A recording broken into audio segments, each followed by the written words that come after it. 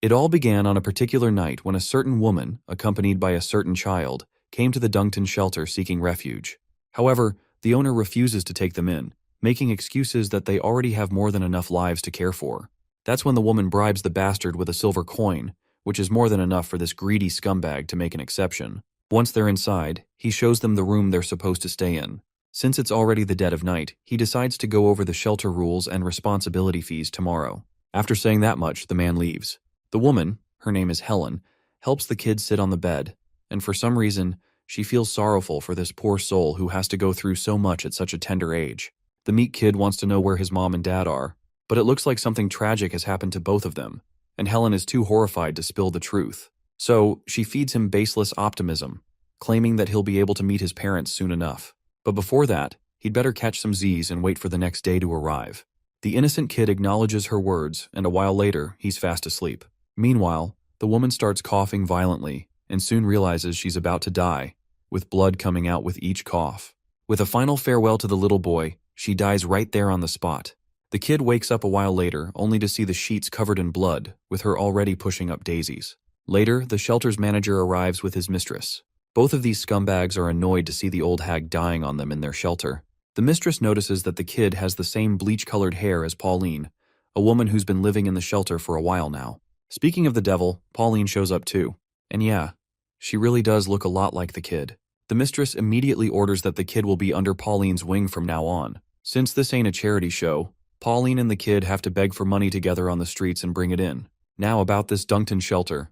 It's technically operated with charity money and government subsidies, a supposed sanctuary for people with nowhere to go. But in reality, it's a wicked place that exploits children under the pretense of responsibility fees, just to rake in profits.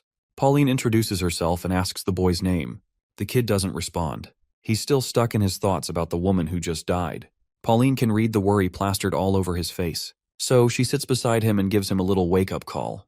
She doesn't know exactly what he's been through, but whatever it is, it's in the past. And he's got to keep his chin up if he wants to survive. If he stays upbeat and keeps his spirits high, happiness will find its way eventually. She extends her hand and tells him to put in the effort to make his life better. The kid grabs her hand right away, and just like that, a new chapter of his life begins. From that day onward, he pretends to be Pauline's son, and they beg together in the streets. While their mother-son relationship starts as purely professional, Pauline always takes care of him like he's her own child. She protects him from bullies and other vagrants. With all the care she gives him, the kid never feels lonely. Not even once. And just like that, 5 years pass by like a gentle breeze. Now, the boy is 8 years old. His name, by the way, is Rowan. As they sit together one evening, they appreciate each other for all the hard work they've put in over the years. That morning, Rowan ended up catching a rumor that she will be leaving soon, and he wanted to discuss it. Pauline doesn't look too thrilled while confirming it's true. Apparently, she's been offered a job as a maid at some noble's house. Rowan is genuinely happy for her. He believes she'll crush it as a maid. Pauline teases him for worrying too much, especially when he's got enough on his plate already. The kid, meanwhile, is truly grateful for everything she's done for him over the last 5 years. When Helen left him alone in this world, or when the shelter kids bullied him, or when vagrants picked fights, it was Pauline who was always there, always had his back. Tears start to fall before he even realizes it. Even though he should be happy for her, the thought of her leaving is tearing him apart inside. First, it was his parents, and then Helen. And now it's Pauline who is about to leave him alone. Everyone leaves eventually, and the idea of being left behind again just eats at him. Pauline quickly snaps him out of his grief. She reminds him that just because someone isn't physically next to him doesn't mean he is all alone. He's only truly alone when his heart is empty. If he holds on to those who've left and takes a good look inside, he'll see just how much they loved and cared for him. So whenever loneliness creeps in, she says, he just needs to close his eyes and feel his heart. Because she'll always be right there by his side. Days fade, the sun goes away, and another night arrives. While standing in the thick of the woods, Rowan recalls Pauline's parting words. Feeling alone, he closes his eyes, puts his hand over his chest, and tries to open the eyes of his heart, just so he can feel those who matter to him. As soon as he does, mana begins to swirl around him. Even with his eyes closed, he can see through everything, as if the entire world is visible to him. Not only the world, but he can also feel his parents, Helen, and Pauline. Every person he cherishes feels closer to his heart.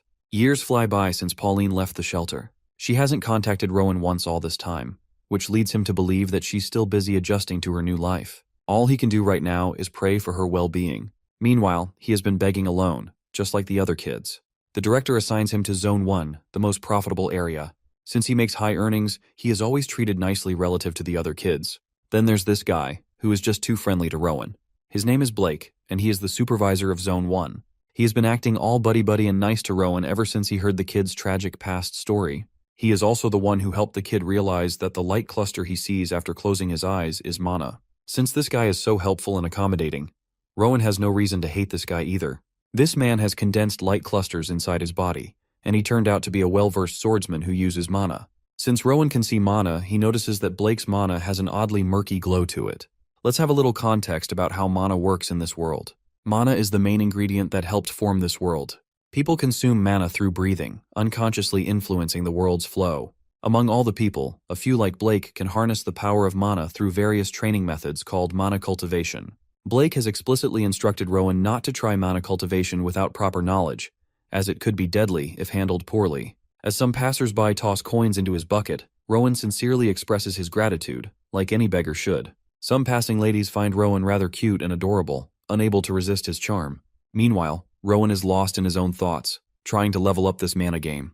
First of all, he's trying to get used to seeing real objects and mana at the same time, and he successfully nails the task.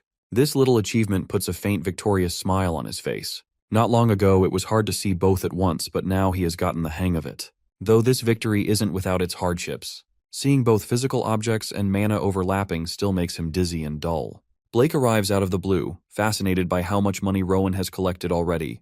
Rowan simply downplays his charm, expressing that it's all thanks to so many people with beautiful hearts. Blake advises him to stay vigilant of any danger around him. After all, his success might develop jealousy in some people. So, if Rowan notices anything out of the ordinary, Blake wants him to report it right away. With that piece of advice, Blake begins to walk away, not before waving goodbye one last time. It looks like Rowan has already seen something strange, though he doesn't really want to tell his senior. Apparently, strangers among the crowd, especially those with strong and bright mana, look like they've condensed mana in their abdomens, just like Blake.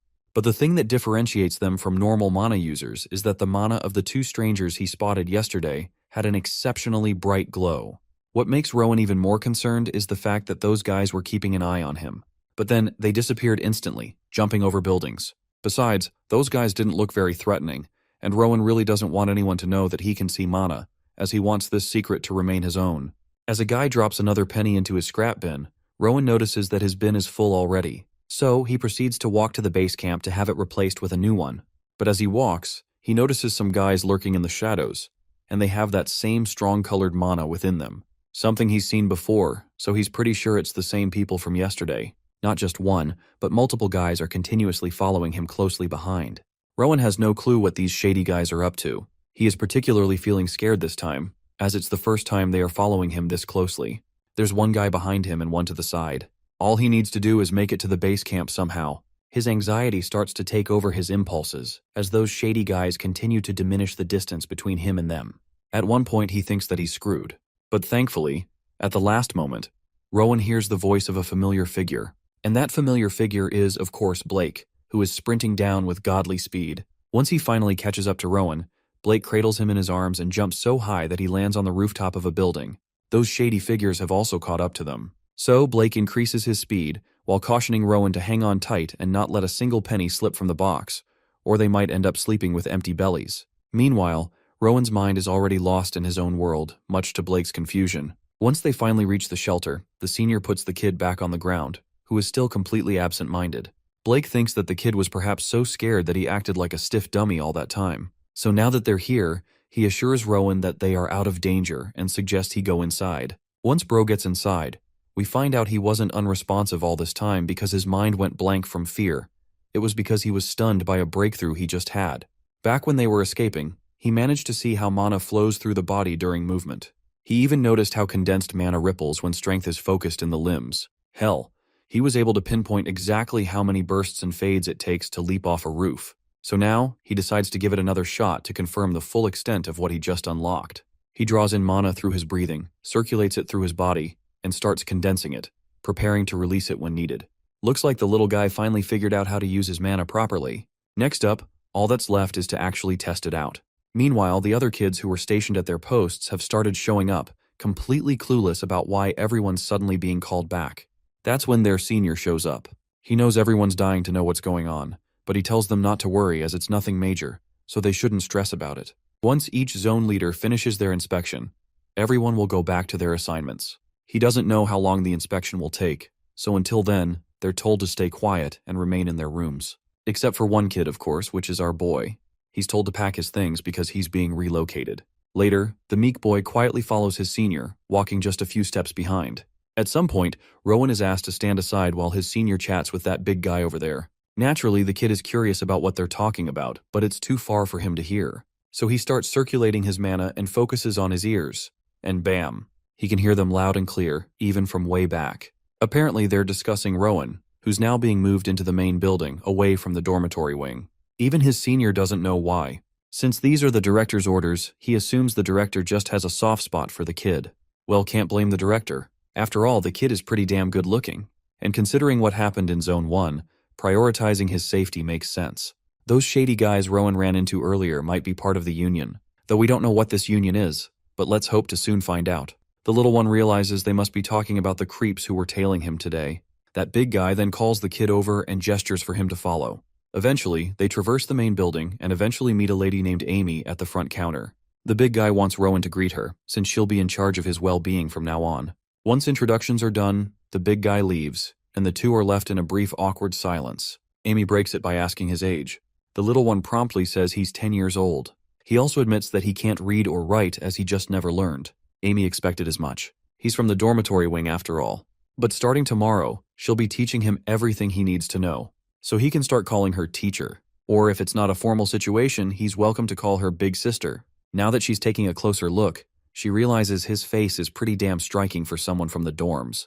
The demure boy just asks why he needs to learn to read in the first place.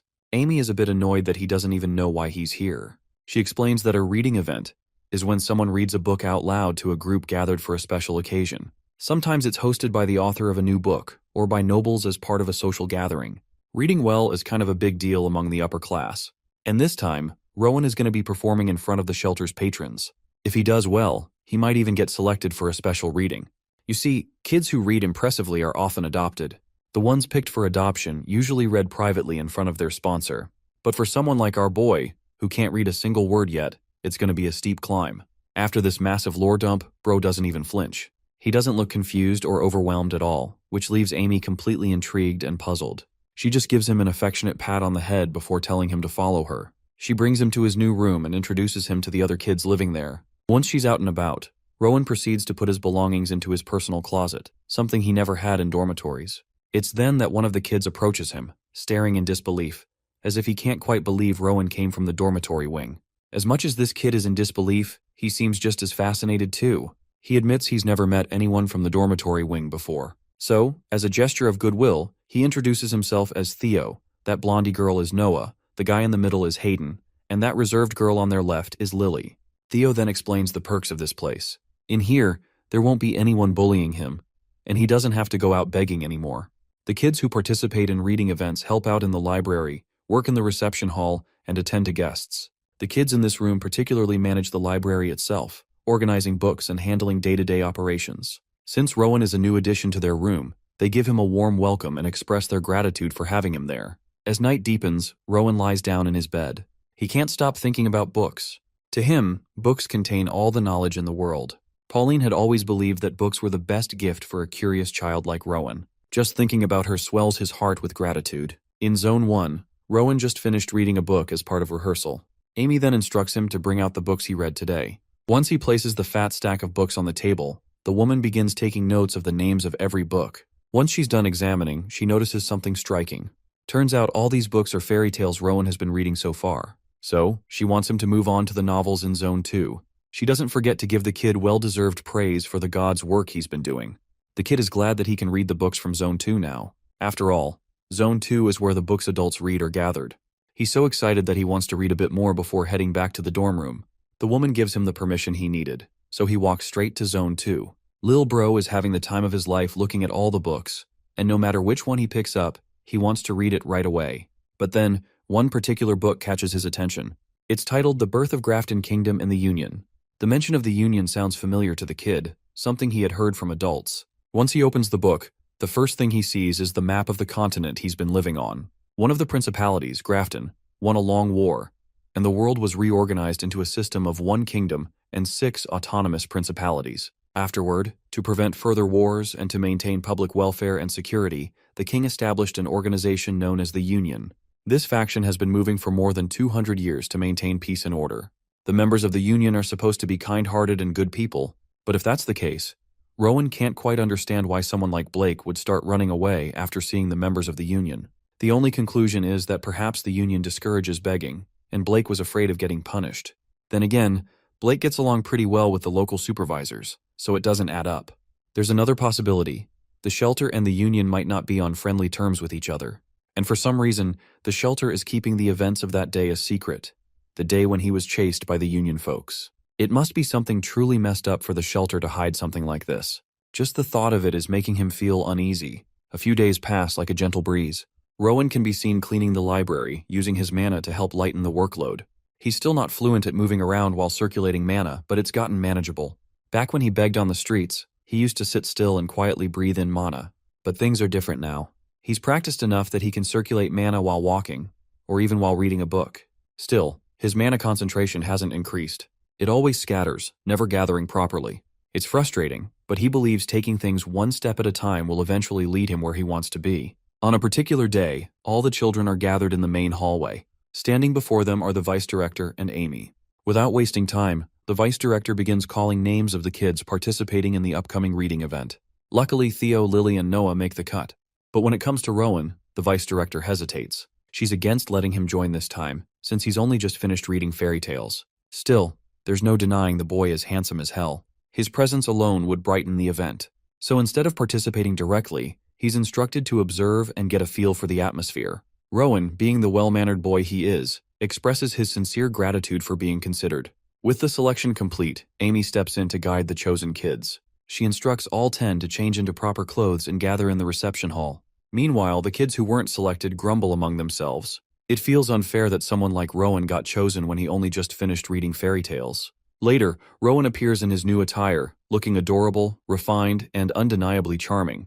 Theo compliments him, and Rowan returns the gesture with a compliment. Amy then guides him to his assigned seat for the event. Once everyone settles into their seats, a knock on the door signals the arrival of the guests. Soon enough, all the important figures begin making their way inside. One of the women just happens to be someone who had seen Rowan on the streets before, begging for money. Yeah, I remember her too.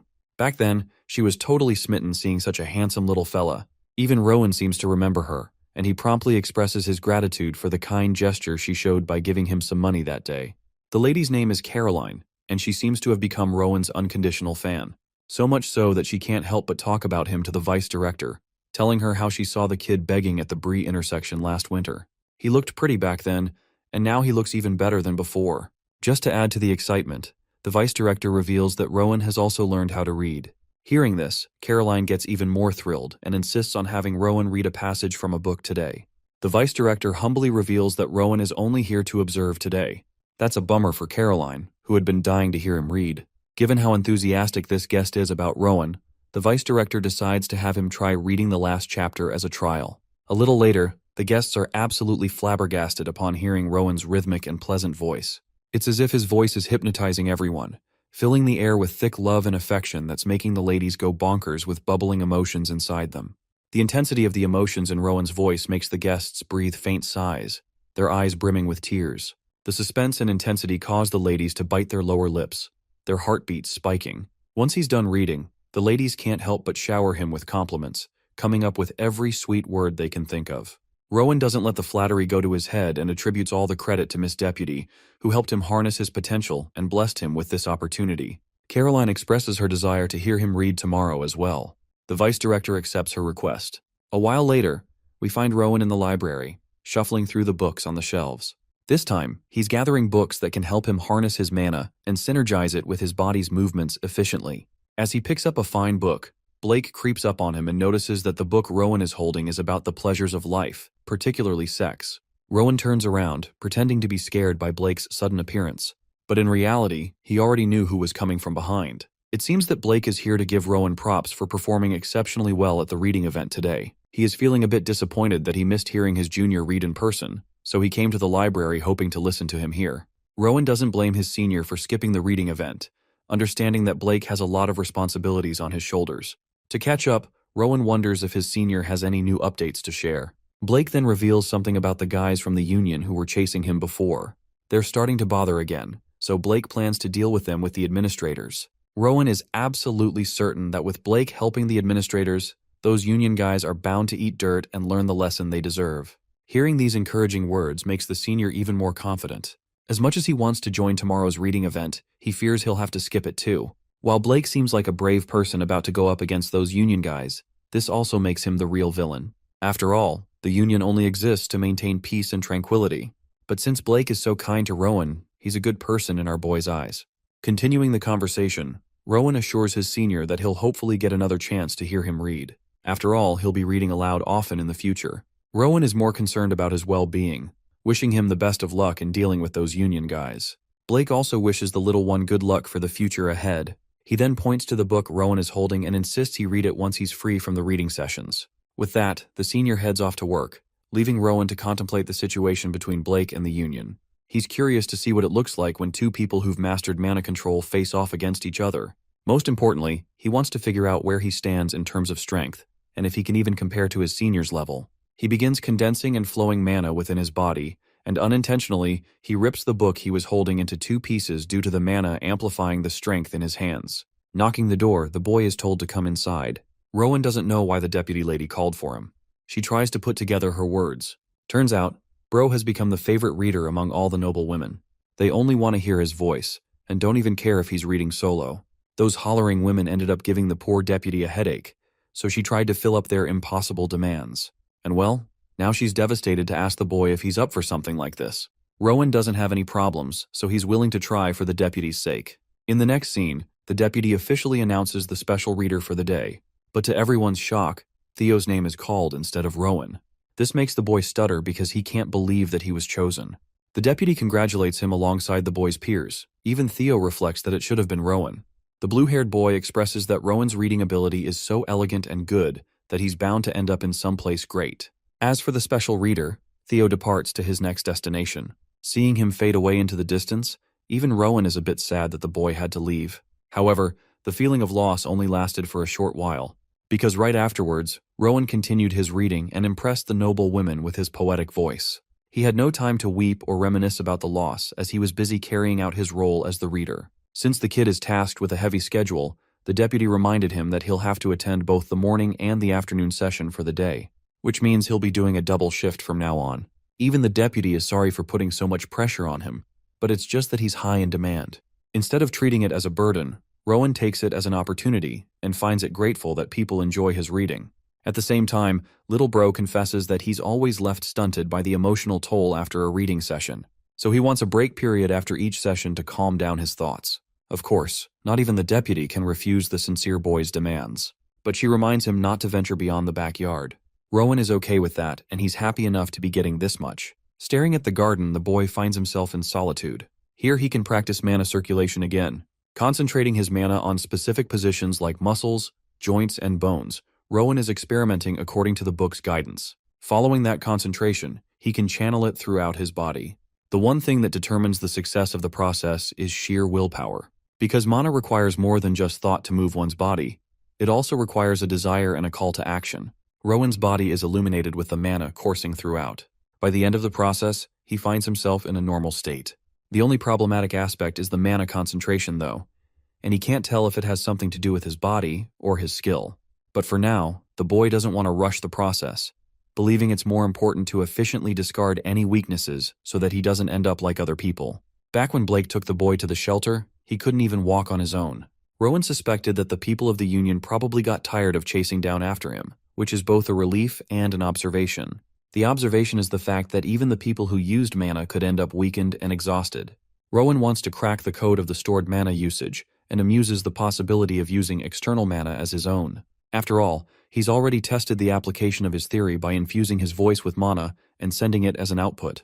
This opens a door of possibility to alter the external mana so long as it has a specific shape or form. Rowan plays with the possibility and discovers an astonishing enlightenment as he causes a leaf to levitate.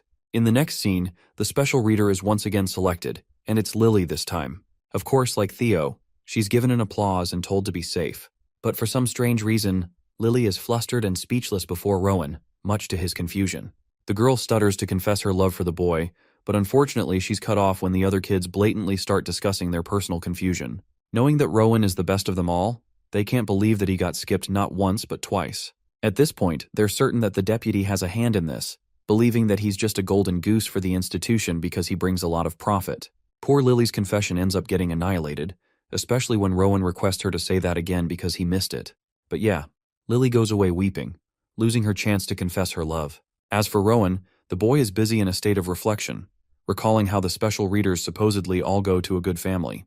This means that if he was given the chance, he could experience a new world out there with a wider experience for his life. This way, he might learn about mana storage even quicker. The boy's curiosity continues to grow. The very next day, during one of his breaks, he's experimenting with the same levitation technique like last time. Rowan finds it easy to use because of the repeated process. Suddenly, he senses a purple string of mana nearby, and notices that a guy is trying to sneak inside the perimeters. This is the guy who actually brought him into the institution. The guy falls down with a heavy thud, and to the boy's surprise, he discovers that his mana is fading. Suddenly, another man quickly follows him and checks on his condition. They discuss what happened, and the word union slips out in their conversation. Rowan hears about it and is told to quietly go back inside without pretending this ever happened. The kid is still frozen in shock, not knowing what the hell is going on. What's more is that the afternoon reading session is actually cancelled on an abrupt notice, and the kids are strictly told to return to their dorms. Nothing like this has happened before, so the kids are confused. Amy concentrates her attention on Rowan and urges the boy to get ready, because this time, he's the special reader. Preparing for the event one last time, the boy looks sad. He recalls Amy's strong remark, which lacked the usual empathy she had on her face. Recalling what happened earlier with those two men, he wonders if they were responsible for playing a part in the cancellation of the afternoon reading session. Though the boy is uncertain, he steps up and finds Amy, dressed up and ready to go to the sponsor.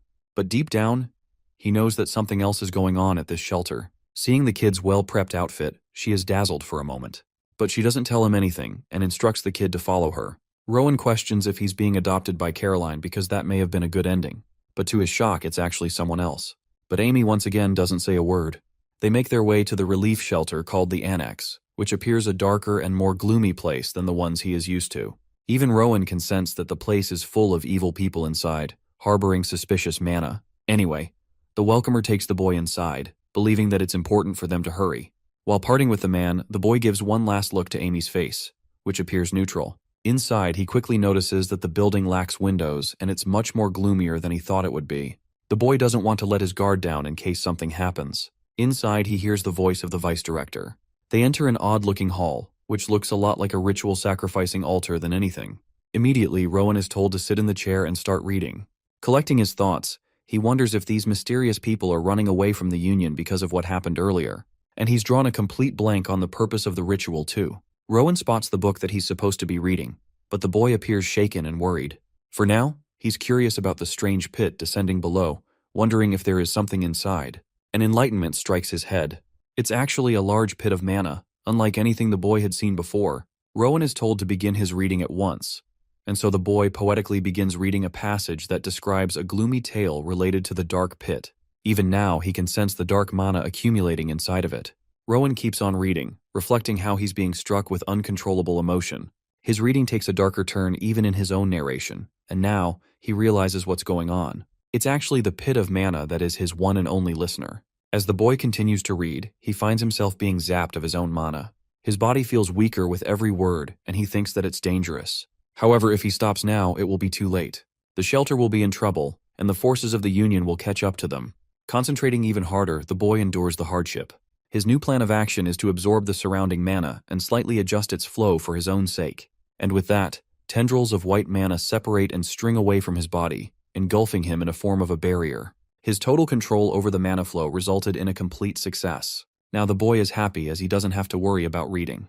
He plans to stall for a bit, and he can always tell whether or not the people of the Union have arrived based on mana detection. Rowan continues to read, but he's taking way too long, because the people who were plotting his demise suspected that the procedure would be finished by now. Realizing that they must check on what's going on, they decide to get the move on. But our boy is already prepared for them, sensing that they're heading this way and wondering if he was able to buy enough time. His focus breaks when he sees the people barging inside. One of the men is roaring his way inside, but to the boy's shock, they're actually heading underground instead of coming to him. This makes him wonder what the hell is being fed in the dark pit. The scene cuts to the housemaster getting bitch-slapped and the deputy lady grabbing him.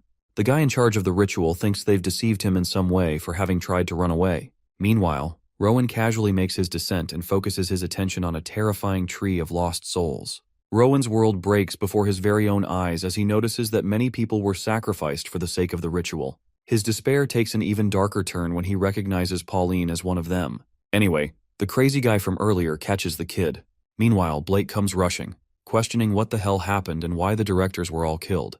Blake learns that the directors tried running off, and it's then that they discovered a strange fruit. Rowan was brought here so that they could create one more fruit.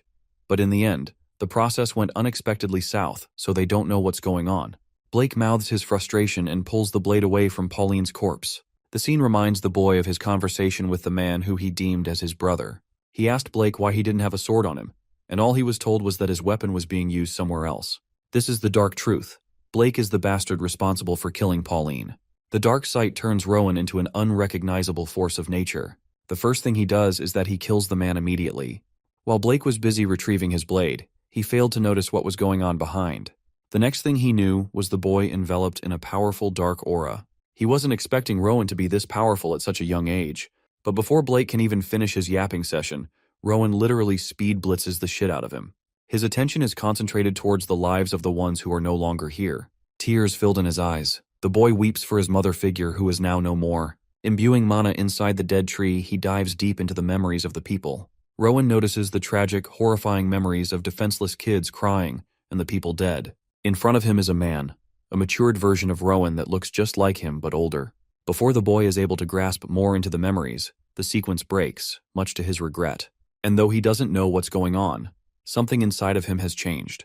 It's as if he has reunited with the familiar mana that he once lost. The memory of Pauline hugging the young boy. Pauline tells him that he's only truly alone when his heart is empty. And if the boy continues to hold on to the memories of the people he cherished, then he will never be alone. That's why he must look deeply inside his heart and search for their love. It's not something that can be seen but felt. Pauline's voice echoes throughout the boy's mind, commanding him to listen to the sound of his heart. This familiar mana is instructing the boy not to lose sight of what's important to him. And though his memories and the love he shared with his mother figure are all gone, they are still inside of his heart, now and forever. And with the end of their heartfelt reunion comes a snapback to reality. Blake has his blade pinned against the boy's neck, revealing that he waited because of Rowan's sake, or else he would have settled things sooner. But he always knew that the boy was clever. His subordinates ended up ruining their plan, but now he's curious and wants to ask something. Blake requests the boy to come with him, or just die a quiet death with no one around him. Breaking his silence, the boy coldly questions where they will be headed. Blake expresses that they'll probably go to another farm, where he'll take care of the trees, such as the ones in front of him. Blake will be his manager and look after him. In other words, he will officially become a member of the group known as the Rettle. Now what is the Rettle, you ask? It's actually the group of their cult leader who has intentions to change the course of their world with dark magic. Blake is merely a servant to his leader, which begs a bone-chilling question from Rowan and his lifeless eyes. He wants to know if Blake is the one responsible for the creation of the tree. To that, the swordsman expresses that he doesn't quite have that kind of power, so it's not really the case. All he does is observe the creations of the high priests that can make such a thing. Anyway, Blake doesn't have time to chat and wants to know the boy's answer, questioning his decision. Rowan declares his stance maturely, rejecting the offer. In that case, Blake is dissatisfied and literally pulls his blade against the young boy. This bastard is the same guy who treated him as his little brother, so I was at least expecting some hesitation. But no, he really went for his head. Luckily, Rowan stopped the blade, much to the scumbag's shock. The boy casually stopped the weapon with 2 of his fingers thanks to his external mana control. Right now, Rowan wants to know if Blake is the one responsible for killing Pauline. The arrogant swordsman wonders if the little boy will seek revenge if he answered yes. In response, the boy shattered the blade with his electrifying mana, declaring that Blake won't live to see tomorrow. Now that's cold as hell, and also sad if you think about it. Blake is hit with a powerful blow, to the point he drops to his knees in pain. The little boy even warned him ahead of time to dodge, and yet he couldn't. Before Blake can even mouth his curses off, Rowan coldly ends his life by slicing him down. The boy coldly emphasizes that people like him shouldn't be spared with guilt or feel that they're being wronged. After all, this is just the direct consequence of their own actions. And from this point onwards, Rowan will make sure to exact justice against people like him. By the end of his declaration, Blake gets the Gojo treatment and becomes a Kit Kat. Though Rowan's troubles aren't quite finished, as he detects more than just a few people descending to the lower levels. The group arrives and their leader demands them to search the entire place down. This is the Union Division's Vice Captain Oscar, who takes notice of the boy's talent and questions if he can use telekinetic powers. The boy is confused, so Oscar switches his question and asks if he somehow learned magic through the Rettel group. In response, Rowan denies any such thing and clarifies that he never formally learned magic. He's actually self-taught, which comes across as a ridiculous claim from a 10-year-old, but Oscar judges that the kid isn't lying. Anyway, the vice captain introduces himself properly and learns about the boy. Rowan impresses the vice captain with his sharp observation, stating his knowledge of the Faith Division, which is known for handling reconnaissance missions and specializing in swordsmanship. He even points out that Oscar is an S rank based on his badge. The vice captain is truly stupefied by the boy's cunning and cautious observation skills. He thinks it's a good time to chat outside and tells Rowan to retrieve the sword as well. Channeling the use of his power, Rowan displays his telekinetic abilities, shocking the likes of the vice captain who can't believe that the 10-year-old is so sharp at a young age. One of his subordinates quickly informs Oscar about the tree's origin. They suspect that it was created less than 2 years back, and the spell binding it appears to be Udon. But even so, Oscar thinks that any high priest would have left traces of their mana if they undid the spell. Unless it was Father Scion, of course. As for Rowan, he's still lost in thought, staring at the poor little children. The ones that were called the special readers were being used as nothing more than sacrifices. Theo and Lily both left, and Rowan feels immense guilt for not treating them with more kindness. He then asks Oscar if he's seen many trees such as this one in their missions, which also means the Union Faith Division will probably investigate more farms to dismantle the Rettel group. Though Oscar answers the boy accordingly, he makes a striking observation about Rowan. Normally, you would expect a child at his age to be overwhelmed with sadness, but no. This kid is different. He appears determined. A clear resolve and a noticeable anger rests inside of him. Rowan requests to be taken in with the Faith Division, while Oscar gathers his thoughts, believing that the kid is clearly affected by the shock of his traumatic experience. But he's masking it like an expert. For now, he tells the boy that they'll be carrying out a special investigation before deciding his fate. He's told to follow suit, and as he's going, he spots a coin on the deceased deputy's body. The kid snatches it and leaves with Oscar. According to their observations, there hasn't been any noticeable damage to the Pillar of Faith. 13 casualties appear to be on the side of the evil organization, while 3 people were found dead from the Shettlers' side. 2 main culprits are suspected for the crime, and one of them appears to be Amy. Also, the high priests and the main executives of the group apparently only set up the initial ritual area. They have yet to uncover the true cause of its collapse, which is why further investigations are being carried out to find out how and why. With the report concluded, the vice captain turns to Rowan, questioning where the boy finds comfort the most. Rowan responds that he likes the library, so catering to the boy's preferences, the considerate Oscar believes it is best to talk there. He tells the boy to lead the way, and in the very next scene, they're sitting inside the library, discussing the plans. Oscar expresses how even inside the library, he doesn't find any books on mana cultivation, so he's dying to know how the boy managed to learn magic on his own. Rowan's simple explanation is that he figured it out, which is actually a pretty noticeable sign of his genius. Talented people usually don't have a good way of simplifying their intuitive abilities, so this kind of reaction is common. Anyway, back to the story, Rowan calls himself smart, which I find really cute. Even the vice captain thinks the kid is telling the truth, and that he may be talented. Still, he wants to know the boy's side of the story of the events that unfolded. So the boy begins talking about the very first time he came to the shelter. Their conversation went on for quite some time, and eventually he concludes his suspicion that Pauline must have been responsible for transferring her powers to him. Even after hearing his side, there are many aspects of the story that has the vice captain confused. For example, this is a boy who never even trained in the cultivation of mana, and yet he was able to kill 2 men from the Rettel group, especially Blake, who was a talented swordsman. Then there's the fact that he also broke the ritual conditions of the high priest, which isn't any ordinary feat. For now, the boy appears to be using telekinesis without uttering a spell, so that's strange too. And then there's the fact that he doesn't even appear exhausted. Rowan is a treasure mine that no one bothered to look for. The boy is curious, so he wants to know more details about the tree they discovered. We get an explanation dump. Basically, it's a ritual device created by the organization that consumes human life. Their goal is to birth a fruit formed by the consumption of life energy.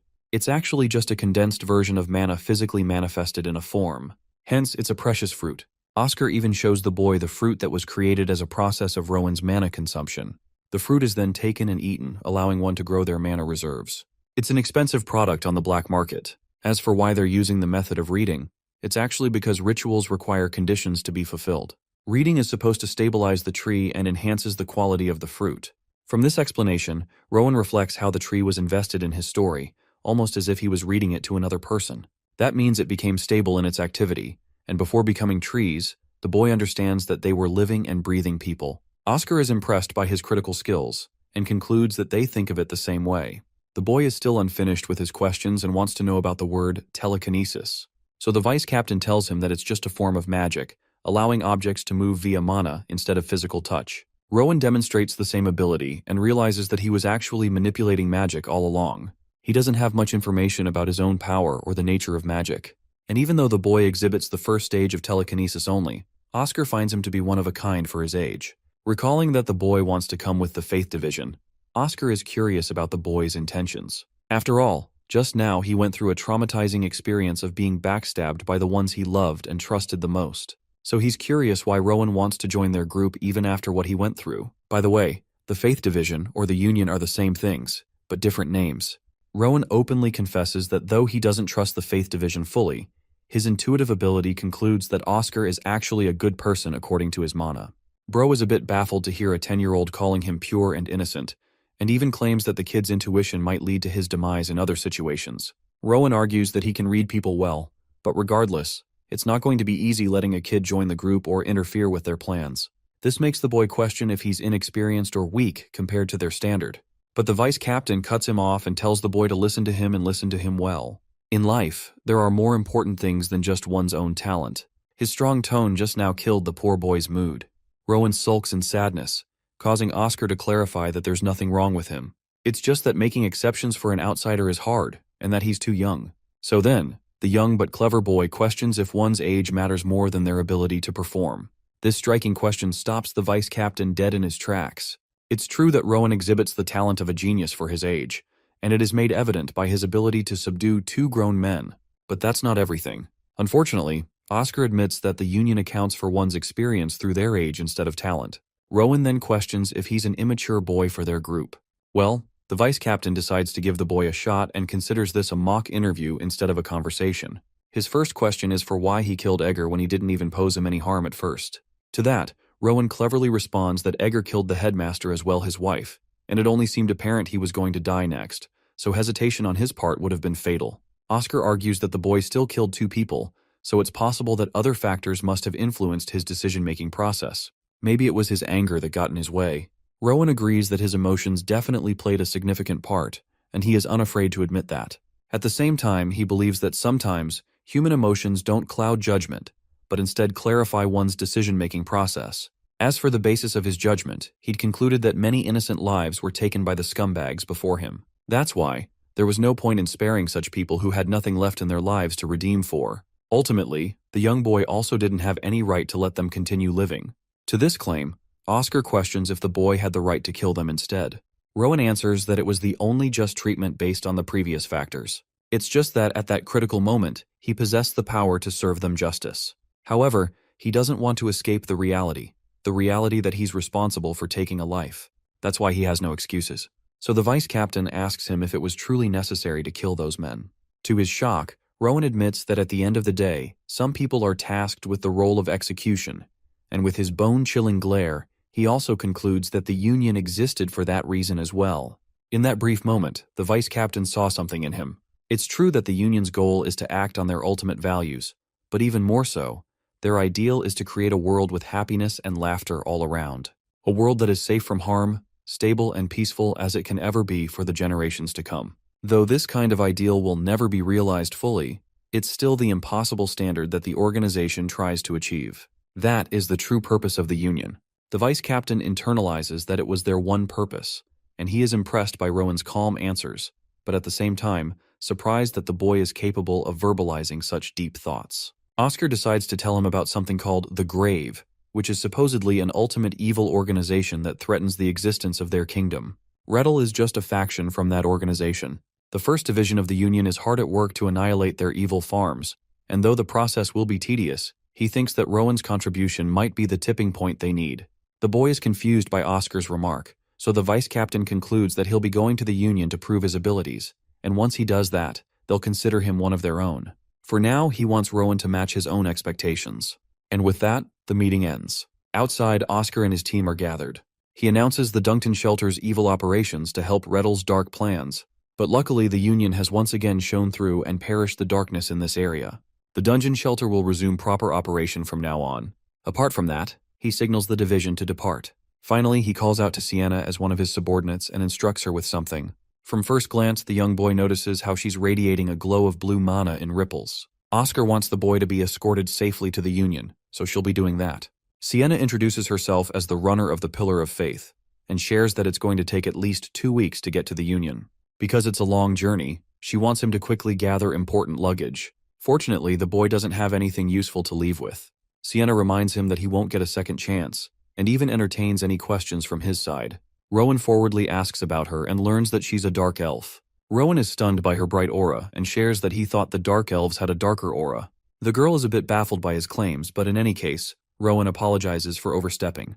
He's just intrigued by her mysterious personality. Sienna replies that it's probably because of the bloodline that he's behaving this way.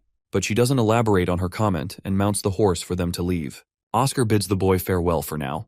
The gentle and considerate boy even tells the rest of the group to take care, winning their hearts with his sincerity.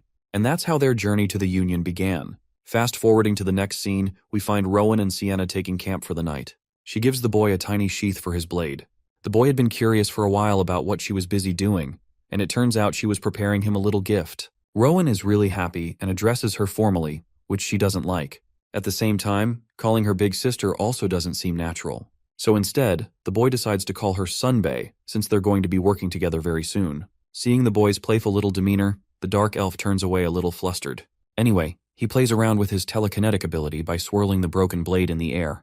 Sienna takes notice of his talents while the boy recalls how the vice captain called his powers as telekinetic magic. She agrees with that definition, but it's more so that it serves as the closest definition to the boy's magic. Confused, Rowan questions what defines his power best. In response, she tells him that it's hard to say because his magic seems to be unique. His power is somewhat capable of directly controlling mana without the usage of any incantation or a spell. It's the kind of divine power that only the ancient elves had, who were the original race of the elves before they split up into multiple races like the dark elves. Based on the boy's eye colors alone, she can tell that Rowan's parents weren't the ordinary type. The word parents makes the boy reminisce about his own. The next day, Rowan and Sienna end up arriving at the Union, which is a place resembling a town. As they're navigating inside, she explains how it is divided into 2 types of zones, the residential and commercial. However, one thing is for certain, every race gathers here to stock resources. It is the most dependable and most powerful place on the entire continent, not just because of the structure itself, but because the world's strongest people gather here. It's the reason why the Union is considered the sword and book of the continent, as warriors and mages all gather together to protect the citizens from evil organizations like the Grave. Rowan is learning new things and filling up his head, while Sienna shows him his new home. Walking ahead, they're greeted by Lazarus, who is the director of the Union's management bureau. He's intrigued by the boy and requests to have a word in private. So they go on to speak in a really bright room, so much so that the boy points it out in his head. Now, based on Sienna's words, he's learned that the place is where military forces gather. The thing about the man in front of him is that Lazarus appears to have the brightest and most controlled aura. This makes Rowan question the level of strength this man has inside his body. The director politely requests for the boy's hand and clasps it in both of his own. Suddenly, the boy feels an intense feeling, realizing that Lazarus was trying to control mana in a more refined way. It's the end result of the same thing Rowan had been doing, but better. It made the young boy really happy to know that there were people out there who could play with mana to such masterful extent. Lazarus's eyes darted towards the little coin that the boy stole from the deputy director. Rowan clarifies that he never stole it, but rather retrieved it because it belonged to his grandmother. It was merely the act of retaking something that belonged to him. Anyway, the director wants to take a look at the emblem and requests the boy to hand it over. But even after trying his hardest, Rowan just can't seem to remove his hand or move his body. It's as if both of their bodies have interconnected and bonded together. Lazarus's immense control over mana was astonishing to such a degree. Rowan believed that if he could perhaps persevere the pressure of gravity and the mana at the same time, he could break free. And he does in fact break free using this technique, impressing the director quite a bit. He's always wanted to know if this kind of power existed, and seeing Rowan's ability in action, it astonished him even more. However, something about the situation bothers the little boy, who thinks he could have done better. All he did in the end was copy the director's mana control, but the director could point that out. Inspecting the emblem, the director's mana wavers for the first time, an observation that is instantly noticed by the young boy. He thanks the kid for showing him something so precious to him, but Rowan is curious and wants to ask a question. He desires to know if Lazarus is truly the strongest man in the Union. To that, the director laughs and denies such claims, pointing out that he's just a boomer helping out the young generation. He also calls himself a raccoon, but the boy is picky with his details and densely overlooks the metaphor. To faithfully answer his question, Lazarus explains that the 7 team captains are immensely powerful, and there's also the commander who is a master at work. There's also the governor, and the authority of the Union itself. So compared to those heavy hitters, he's nothing more than a raccoon by his own definition. With the boy's questions answered, Rowan requests to visit again for more inquiries about the organization. Lazarus is more than happy to reward the boy with his time so long as he books an appointment. From first impressions alone, the boy has taken a liking to the director, coloring him with the terms of good and strong. He thanks the director and finds satisfaction in his decision to come to the Union.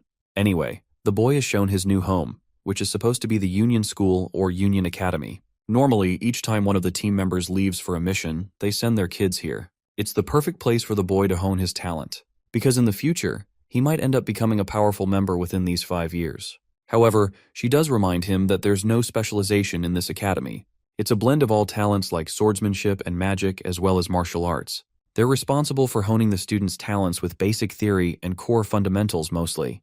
The thoughts of going to a proper school fill the boy's heart with happiness, and even Sienna is happy for him. The next part of the story focuses on Union Academy. Our favorite little genius is looking majestic with the uniform and asks the woman if she's a teacher. Realizing that she forgot to introduce herself properly, Daphne tells him she's the head of the academic affairs, and she also teaches languages. Daphne hands him the first-year class schedule, as well as the subject list that he can select from. The subjects ranged from a variety of different aspects of mana, swordsmanship, and even stuff like astronomy. All of it looked so interesting to him that he checked all the boxes. When Daphne received the list, she was shocked. She told him that it was going to be really hard for the boy to manage if he attended all the classes. It would become a problem if he failed. But the boy's curiosity knew no bounds. He wanted to learn everything. Daphne emphasizes that there will be way too much homework for him to keep up with, and studying isn't really easy for most students. But this kind of thing was unfamiliar to the boy, who doesn't get why studying is hard. Hearing that question, Daphne realizes that she's dealing with a unique child, as most children usually didn't like studying. Anyway, she decides to keep the original list for him and recommends they head to the first class. So in the next scene, the boy follows Daphne all the way inside the classroom. His eyes darted around to observe his surroundings. It's no different than what he thought. The kids here have way more dense mana than he does. This means that it's his body that's the main issue, just like he initially theorized. Anyway, Daphne introduces everyone to a late admission. Rowan is given the spotlight to introduce himself, and recalling his experience during the reading sessions, he finds the feeling familiar. The boy politely introduces himself and hopes to get along with everyone well. His voice just now moved even the heart of the teacher. This kid is unstoppable. He doesn't even need anything other than his voice. Anyway, he quickly goes to take his seat. Daphne initiates the class and explains they'll be learning from page 24. First up is Rowan to read for them, since he learned it at the orphanage. The teacher is delighted for him to read, but when he opens the book, he remembers that it's actually the same one that Amy tested him back at the shelter. Rowan beautifully speaks with an elegant tone, impressing his classmates with his distinct voice. For a moment, he found himself a bit peeved to associate the book with the girl who betrayed him. Amy turned out to be part of the Rettle group after all. Still, he wants to give her another chance and hear an explanation from Amy's side, because he still doesn't know what she truly felt towards him. Even at such a young age, the boy reflects that people are much more complex to understand than textbooks. By the end of his passage reading, his entire class roared in his praise. Even the teacher is head over heels for the boy and applauds for the enrollment of a talented student. By the end of that class, Rowan finds himself his new fans, who share that Daphne isn't the type to get easily impressed by any student. But the boy's words were so lifelike and full of emotion. Contrasting his fans, there's also a girl donning short hair and green eyes. From the first glance alone, he identifies her to be the person from the vision he saw back then. Sophie Poble introduces herself as the president of the class as well as the student representative. They shake hands and Sophie inquires what elective class the boy chose. For that, he tells her about his interest in swordsmanship. But she points out that he's only got a little dagger on him, so maybe he's also striving to become a union member. Though that may be true, Rowan funnily recalls that he didn't care about this when choosing the subjects. He just wanted to study everything. But now he's curious and wants to know if swordsmanship is necessary to join the union. Finding such a strange question coming from him, she gives the boy a weird look, causing him to wonder if he said something strange. In the next scene, the students all arrive at the training grounds where the instructor is awaiting them. Suddenly, they all start bolting toward the guy, much to the boy's confusion. They tell Rowan they'll be going head first, but that's not the surprising part. The surprising part is their usage of mana, which gives him more than enough incentive to do the same. The boy happily speed blitzes all of his peers even with a late start, shocking even the student president. Sophie can tell that his speed is extremely unnatural as he surpassed each student with ease. Taking the lead, the boy happily challenges them to chase after him. Seeing the students make waves about the new kid has the instructor on edge. He can't believe that the boy can run so fast on such a tiny little body. It makes him curious enough to inspect the kid closely. The students are all tired by the end of the race because our boy dusted them. Anyway, they're quickly gathered in an assembly, while Rowan is still happy about his friends who can use mana like him. Sophie, on the other hand, is questioning if the kid is a human or not. The way he sped up and dusted them all, even going as far as to lap them around, is crazy to her. And even after running so much, the boy is doing fine without exhaustion. Seeing her glare at him down, Rowan asks if she enjoyed the race. Sophie is startled and internalizes that he's definitely a demon. Anyway, with the kids receiving enough rest, the instructor introduces himself as Diego Sanchez, the master of swordsmanship and their instructor. The boy is really happy to be in his care. So first off, the lesson begins with each student taking their wooden sword. And let's just say, they're not really happy after being exhausted already. But strangely, Rowan has yet to move. Diego tells the kid to get the move on, but Rowan appears hesitant and afraid of the blade because of his memories with Blake. Seeing the boy's unusual behavior, Diego immediately notices his fear and assures the boy that while a sword can be a dangerous tool, it's only a tool at the end of the day. In this case, the sword's intentions matter not, but rather it showcases the character of the person holding the weapon. That's why he wants the kid to face his fears. That eloquent description of a sword being nothing more than a tool really resonates with the boy. He reaches a realization that if Blake was using a staff instead of a sword, then he would simply go on to be afraid of staffs. This concludes that swords aren't the problem at all. So he walks up and grabs the blade, internalizing that he doesn't hope to become a swordmaster. At the same time, that doesn't mean he should run away. At first glance, Diego assesses that Rowan's way of holding the sword shows his talent, but the unfortunate part is his insignificant willpower. The instructor states that they're going to be dueling in pairs from now on, and though each method is fine, their ultimate goal is to subdue the other opponent. First off, Rowan is tasked to pair up with Sophie, believing that it's the right course of action. Their duel matchup is surprising to both. The kids theorize that Sophie will win this encounter simply because of her family lineage and talent in swordsmanship. Anyway, their teacher arms them the signal to get ready for the battle. The fight begins with Sophie taking a wide sword stance, eyeing her opponent down. Come to think of it, this is the boy's first experience of witnessing true swordsmanship. He describes her command over the weapon as commendable and thinks that it's much different from the horrifying feeling he once felt back then. Adjusting his blade, he wonders what good swordsmanship means. So the boy takes his stance and hopes to learn it with this opportunity. The boy's stance alone shocks both the instructor and Sophie, as he's aiming for the perfect neutral stance. It's a miracle to see the boy naturally master the stance so well on his first attempt. Still, Sophie refuses to lose in the battle of swordsmanship as her family's pride rests on it. Armed with that determination, she actually meets the first attack from her opponent. Rowan misses but surprises her a bit. It's as if the boy already knows where she plans to attack him. Knowing that Sophie is aiming for his chest, he dodges her swing. Not just once but continuously until she's being blocked and pushed back. Sophie finds herself sulking in the midst of battle because she's sad that her cautious opponent has read her every move. It's as if the boy is witnessing the future before it even happens. In the end, she admits defeat and requests another battle. Rowan smiles at her and agrees to her demand. After the match, they talk extensively about how well he performed. She's really impressed by his natural ability for holding a sword. Turns out that they fought a total of 4 times, and each of them won and lost 2 times. Sophie's happy to fight him more often now. Apart from that, the students are glad that the next class involves magic learning, so they'll be able to rest a bit. But Rowan is confused because he thinks it is probably one of the most important classes to become a union member. But the boy's question alone causes his classmates to express their shock. One kid tells him that unfortunately, their teacher is just so out of their league that it's impossible for them to learn magic from him. Rowan agrees that it isn't just easy to learn magic, but he's curious about their teacher. At this point, the students are really starting to catch on to the boy's lack of knowledge. The man who is going to teach them basic magic is not only a former commander, but also the magic dean of the academy. That man is the esteemed Professor Arthur. Oh wow, I wasn't expecting Arthur from the beginning after the end to suddenly jump universes. The magic class is in session. Professor Arthur is the man who used to be an esteemed commander. And from the looks of it, Rowan is impressed to find his mana even denser than the director. This makes him curious about the strongest individual in the Union. Arthur learns about the newest admission and expresses that he teaches basic magic. Of course, he clarifies that just about all of the students here find his class annoying. But Rowan appears different, as the boy has intentions to become a mage and join the Union. This confession makes the elder really happy, commending the boy for his hardy spirit and at the same time reminding him that he's deviating from the path of swordsmanship. This makes Rowan wonder if that's the reason his classmates were looking at him funny before, so he inquires why it is the case. To that, Arthur lets the young Sophie answer his question.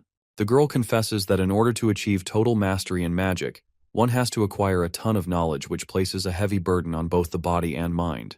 This means, even if there was a talented being out there with a talent for magic, they still won't get recognized as a mage without a decade of training. Arthur confirms this, and explains that it's hard to become a member of the Union after graduation. From this information, the boy sulks at his understanding, realizing that a first-class mage isn't enough to be reliable. In order to become active, one has to reach the second class at least. Because of that, Rowan sets his goal of reaching third-class magic before his graduation. It's such a powerful goal that it even shocks the professor, because the boy probably doesn't even comprehend what third-class magic even means yet. Arthur helps him out, writing down on the board how swordsmanship is the focus of the Union, while magic is used as a pursuit of wisdom and knowledge. He writes down an incredibly complex formula on the board to produce a basic fire arrow. But there's something wrong with it. Just based off of his memory, the boy recollects that he's seen this formula before near the ritualistic pit. Arthur finds it understandable that the students don't get the issue with the formula. Though it looks complex, the fire arrow is deemed as an easy and basic spell. The advanced spells, on the other hand, are way harder to reproduce. Professor Arthur demonstrates the beautiful recreation of the fire arrow, but the boy catches the small detail that the arrow is a bit unstable, as if it's about to disappear any second. The elder emphasizes that magic formulas are extremely detail-oriented, so even after spending so much of his mana, a small mistake in the formula is enough to destroy the spell. But when he adds a final element to the formula, the blazing arrow is now even bigger and more powerful than before. The mere sight of it impresses the students. Arthur explains that mages are supposed to memorize formulas like these and make sure they're always correct. It requires a godly level of patience to adjust a spell, like turning the fire arrow into a ball, which consumes more mana and causes additional strain on the mind and the body. Apart from that, magic has its own limitations more than swordsmanship. Sophie shares that it's actually due to the fact that channeling mana into a weapon is easier and efficient compared to handling a spell. The instructor also adds that the consumption of mana is typically more straining, and hence its power relies on the mage's reserve system. Rowan now understands magic a lot better, understanding that every mage scales his strength according to their mana pool. And if that is the case, then the boy's low mana concentration will become a hindrance for his magic production. Still, he thinks that by thoroughly studying the workings of magic, he can perhaps solve his problems. But for now, it's uncertain. Arthur asks a fun question for the boy, wanting to know what is required to cast a specific spell. Rowan correctly answers that a formula is required, and while that may be true, formulas would be teasingly difficult for mages to recall in combat. That's why the system of formulas was redeveloped into the form of magic circles, which perfectly embody the principle of the formula. Rowan realizes that the tattoos he saw on the director's arm was actually a magic circle. He learns that some magicians like to engrave it on their bodies to get used to magic faster. It acts like a symbol, and if the formula is the equation, then the magic circle is its representation. Following this conclusion, the boy then inquires if the chanting is the actual conversion of the formula. Alarmed by the boy's observation, the teacher wonders what led to his conclusion. Rowan expresses that the formula his teacher wrote on the board acted as a blueprint to create a fireball, and if they truly consider the magic circle a symbol, then that means that chanting creates the linguistic conversion of the same spell. This remark makes the professor smile proudly. Though it was his first day in this class, Rowan displayed a thoughtful concept that many mages studied deeply to this day. Arthur is really impressed by the boy catching on quickly. He confirms that chanting is simply mouthing the right words, and infusing each word with mana creates its incantation of a spell. To demonstrate his point, the professor unleashes a fireball spell based on his incantation this time. He also points out that elements like one's speed and tonality affect the spell too, even their emotional state. It was no different than a recitation or a reading. And yet, no recitation in Rowan's life ever captivated him such as this. The professor thinks he might have intimidated the boy by describing the complex details of magic, so he wonders if Rowan is still interested in achieving his grandiose goal. To his surprise, Rowan is even more intrigued than before. The professor really likes this and thinks it's about time they kickstart the class by learning ancient languages. Each student will be handed a book to decipher the nature of the language. And as you guys can guess, they're already feeling the dread of being handed such a cumbersome task. By the end of that torturous class, Sophie is fully drained because now the kids have so much homework to take care of. She regrets signing up for way too many classes. But at the same time, Rowan appears unshaken. Dude literally filled his entire week with a boatload of classes except for break periods. It's because his curiosity is on another level, to the point it annoys even Sophie. Anyway, Sophie learns that his dorm room is actually with Lucas, which is a name that doesn't ring a bell in his memory. She bids him farewell and leaves for the night. Back in his room, the boy is hard at work, trying to decipher the spell with the basis of his formula. Since he didn't have the reserves to use powerful magic normally, he wonders if he should adopt an approach of creating magic that suits his overall abilities. To the boy's shock, he winds up creating an actual spell. It's a ridiculous feat that comes with a major drawback. You see, though he ended up casting the spell, the toll on his body was ridiculous and ended up knocking him out completely. Returning to his room, Lucas is shocked to find an unconscious boy sleeping on the floor, wondering what the hell happened. In his unconscious slumber, the boy hears a familiar voice. The voice of Lady Sienna, who thinks that she must have tasked the boy with more than what he could handle for his age. The same goes for his other teachers who thought the boy would be extraordinary and ended up burdening him with far too much. At last, the boy's eyes open to find Lucas, who is really happy to see him doing okay. Lucas is a sweetheart who cares about Rowan and thought something really bad happened to him. He introduces himself as Lucas von Passau, who is his roommate. The dude is just happy to see him awake after he passed out. Rowan is surprised to learn about his own unconscious state, but it's nothing serious apparently. Anyway, Rowan doesn't get why Lucas was shitting bricks after him. Turns out that he has been exclusively tasked to take care of the child through his father. Here's the interesting plot reveal. Lucas's father is actually the Vice Captain Oscar, and he's really hoping that Rowan sings praises of him in front of his father. Based on the guy's mana alone, Rowan trusts him with his word. Also, it's easy to mistake Lucas as someone much older or an upperclassman because of his stature. But in reality, he's just Rowan's classmate and 2 years older than him. It's not that he was a late admission, but more so that he failed twice to meet the qualifications of attendance. Bro sounds like an expert flunker. To top it off, he's also not the studying type. But that is for later. He's really curious if the boy ended up passing out because of magic, evidenced by the chaotic room. It's true that Rowan indeed aimed to cast a fireball, but what happened afterwards is just a blur to him.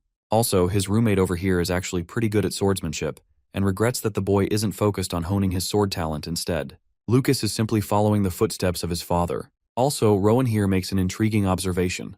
Though the guy was 2 years older than him, he also possessed a more powerful and denser mana compared to other students. His stature is pretty impressive too based on his physique, so in a way, Lucas admires him for the effort he put in. Rowan is a bit sad that he is falling behind. The kid wants to go to the school even after he just passed out. Lucas somehow manages to convince him to skip the class and catch some fresh air outside for today, and to eat something good. In the end, Rowan agrees to the idea, and also funnily admits that this is the exact reason this clown ended up failing twice in a row. Bro probably steps on a Lego and considers that a reason to flunk. Then again, that one is a critical injury. Fast forwarding to their flunking session, Lucas wants the kid to eat a shit ton of food to gather his energy. Strangely though, Rowan detects a bit of mana coming from nearby. He insists on checking the place out. The redhead thinks it's fine, so they go on to explore the magic shop. Inside, the first observation the boy makes is that most of the items here are imbued with mana. Meanwhile, the son of the vice captain is busy sneezing his ass off. Also, Rowan faces a sudden realization. Bro is literally broke as shit and doesn't have anything to spend. He sulks, being unable to keep at least a bit of money from the shelter.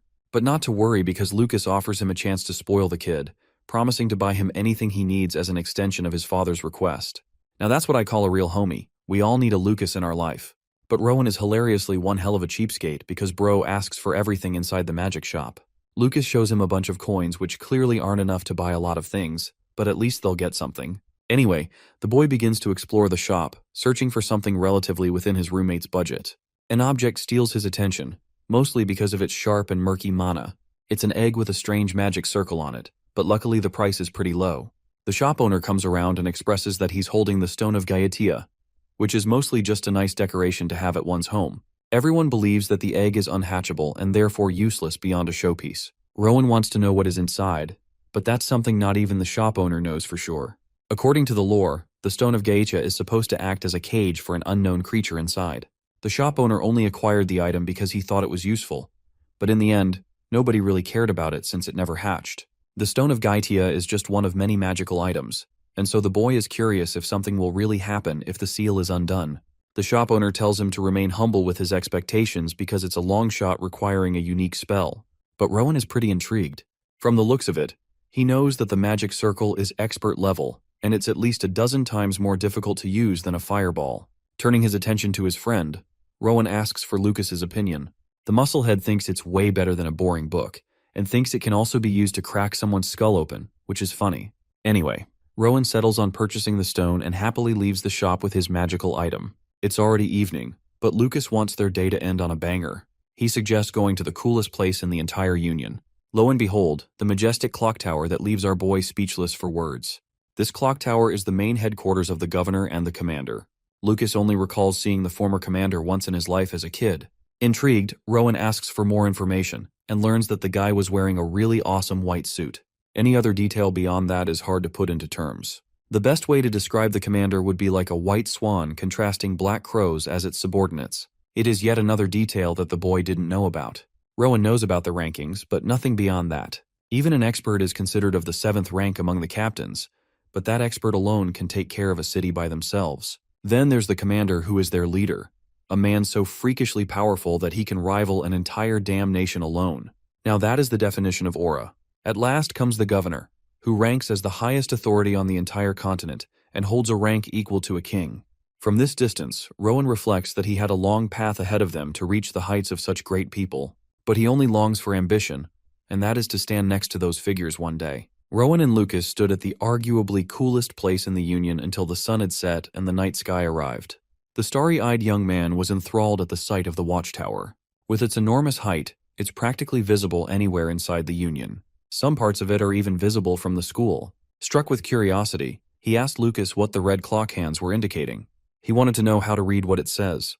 Lucas, the dumbass, scratched his head and squinted his eyes, pretending to think. He racked his brain to the maximum and remembered that the characters on the outer red band indicate the current year. Upon closer examination, I see that these symbols were actually used in ancient languages. Giving up on showing off, Lucas admitted that he never learned how to read analog clocks.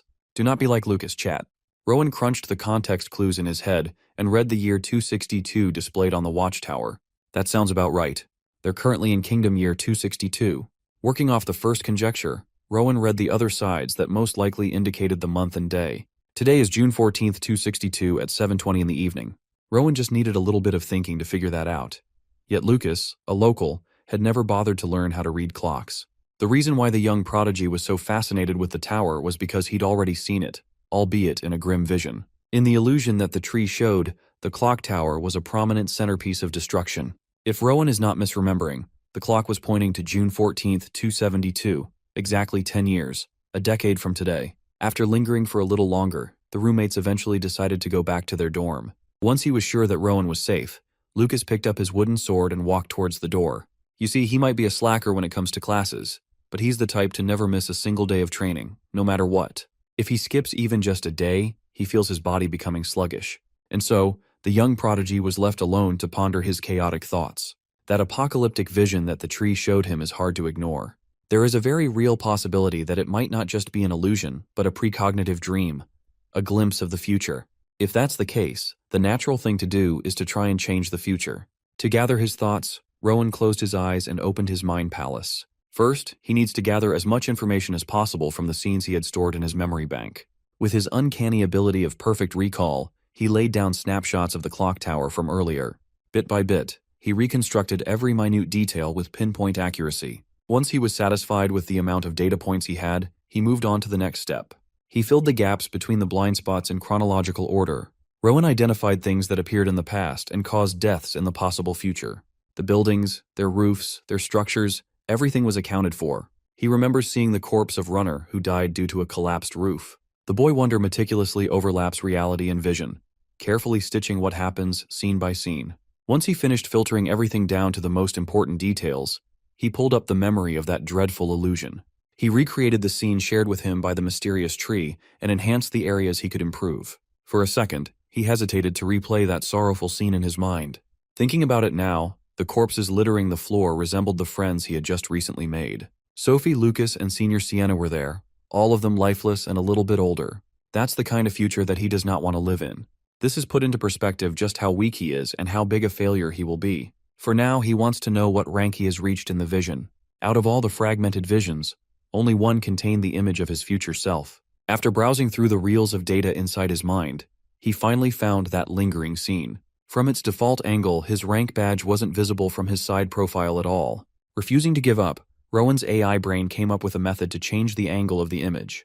This method required him to immerse himself deeper into the shared vision of the burning union. Upon confirming that the details were in order, Rowan turned his attention to his alleged future self. From inside the frame, he should be able to reconstruct what really happened in this vision. When he focused on future Rowan's chest to look at the rank badge, young Rowan felt his blood run cold. It was hard to see at first, but future Rowan looked bloodied and beaten. In place of what was supposed to be his chest was a massive empty hole, exposing his bits and meat. It seems like his friends are not the only ones who'll suffer a terrible fate. Rowan himself will die a gruesome death. After going through that traumatic process, young Rowan pulled his consciousness out of the nightmare. He slowly opened his mind and sat alone with his thoughts. He wondered if the vision was some kind of warning from the tree. The death of the Union spells the death of the kingdom and the continent. The end of the world and the utter extinction of humanity. As far as he knows, the tree is a product of black magic extracted from human mana. It's molded by sacrificial lambs who stood between the precipice of life and death. Aside from all the horrible scenes, a hooded figure was also present in the vision. Perhaps that mystery person holds the key to figuring out the whole story. Rowan maintained a healthy amount of skepticism about the illusion's validity. But to make sure that the depicted scene won't happen, he'll have to create a different reality, using what little information he has. The most effective way of doing so would be to start on himself. Since his future looked like Ace versus Akainu in Marineford, knowing what rank he reached is practically a lost cause. Since he was wearing the Union's signature black suit, perhaps not becoming a member would alter the course of history enough. Maybe he can take up an official role in the management bureau. They wear red suits after all. Or he can simply do the unprecedented thing and aim for the white suit that only the commander wears before the vision can come true in 10 years. The next day came, and the roommates got ready to get back to their academic pursuits after skipping school yesterday. Lucas reminded Rowan that Professor Daphne had asked him to stop by the faculty office before classes began.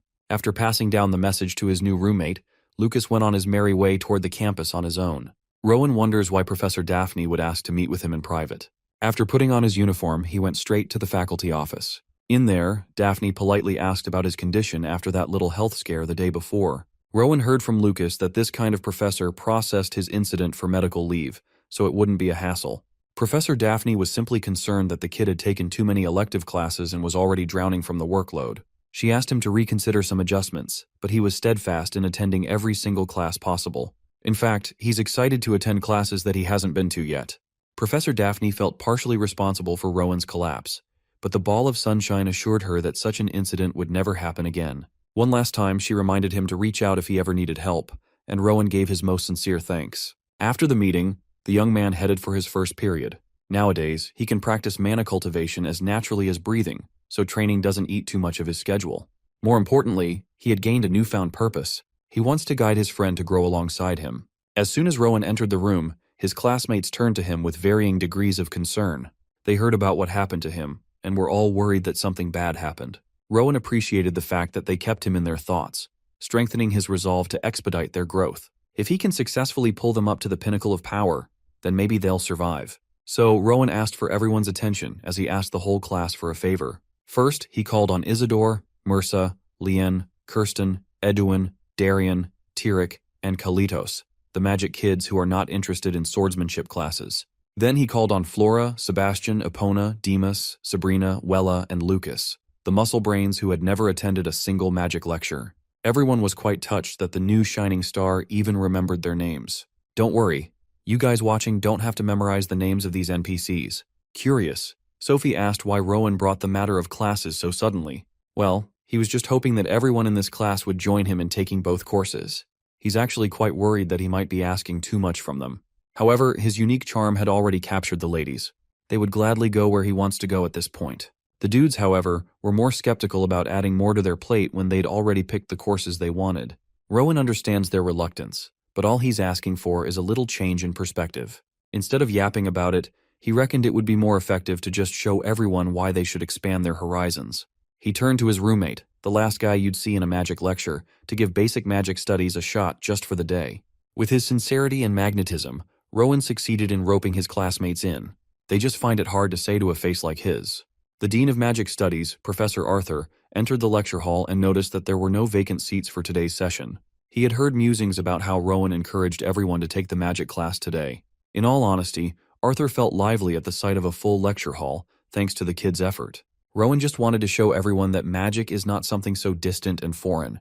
Hearing the kid talk about magic like an optimist, Professor Arthur grew curious about Rowan's progress. When asked what he had planned to show the class, Rowan asked permission to step up on the platform for a moment. The professor chuckled and invited him to the front. Lucas sat beside Sophie. He didn't know whether he should cringe or rejoice at his roommate's fearlessness. While Rowan was about to take to the stage, a conversation was happening just outside the lecture hall. The busiest person in the union had come to a first-year class. So early in the morning, Professor Daphne suspected that the reason might be Rowan. The ball director Lazarus admitted that the kid is one reason. Aside from Rowan, overseeing the school is part of his bureau's duties as well. Apart from the two union officers, Miss Sienna Runner had also visited since it was her day off. She might be off the clock, but Vice Captain Oscar had given her a task to complete. Forget about a humble dark elf. It's more interesting that Mr. Diego crawled out of his swordsmanship training field to attend a magic class. He heard about his freshman swordsman enlisting for the magic class today, so he wanted to check out what the fuss was all about. Beside him was the principal himself. This guy just tagged along to accompany Director Lazarus.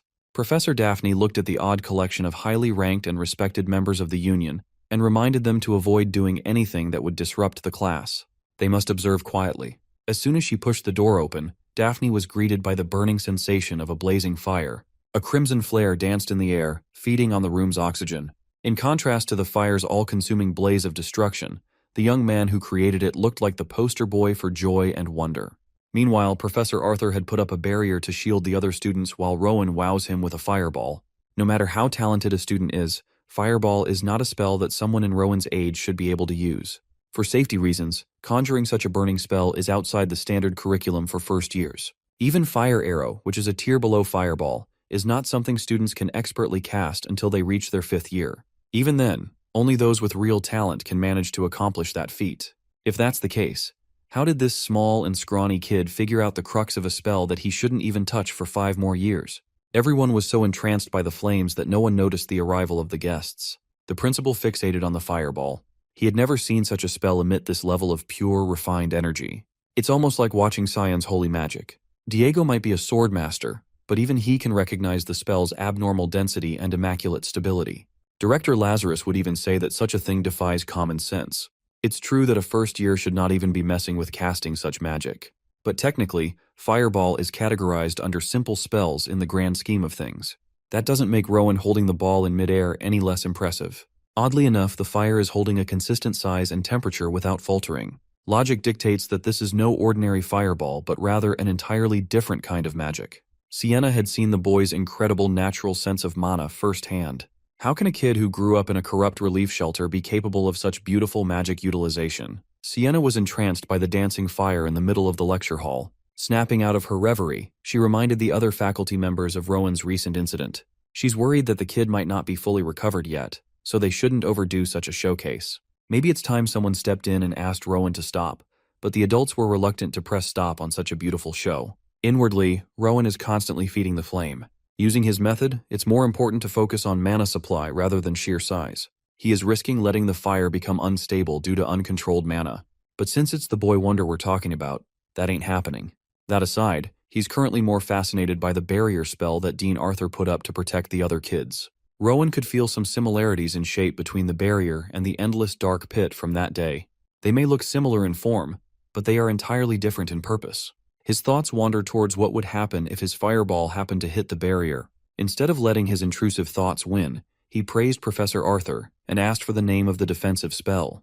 The old man forgot to respond in shock. Maintaining a spell for this long is the kind of task that requires unwavering focus. Yet this kid can hold a conversation so innocently while keeping perfect control. Before any more ridiculousness happens, Arthur bent and warped his barrier to surround and smother the flames.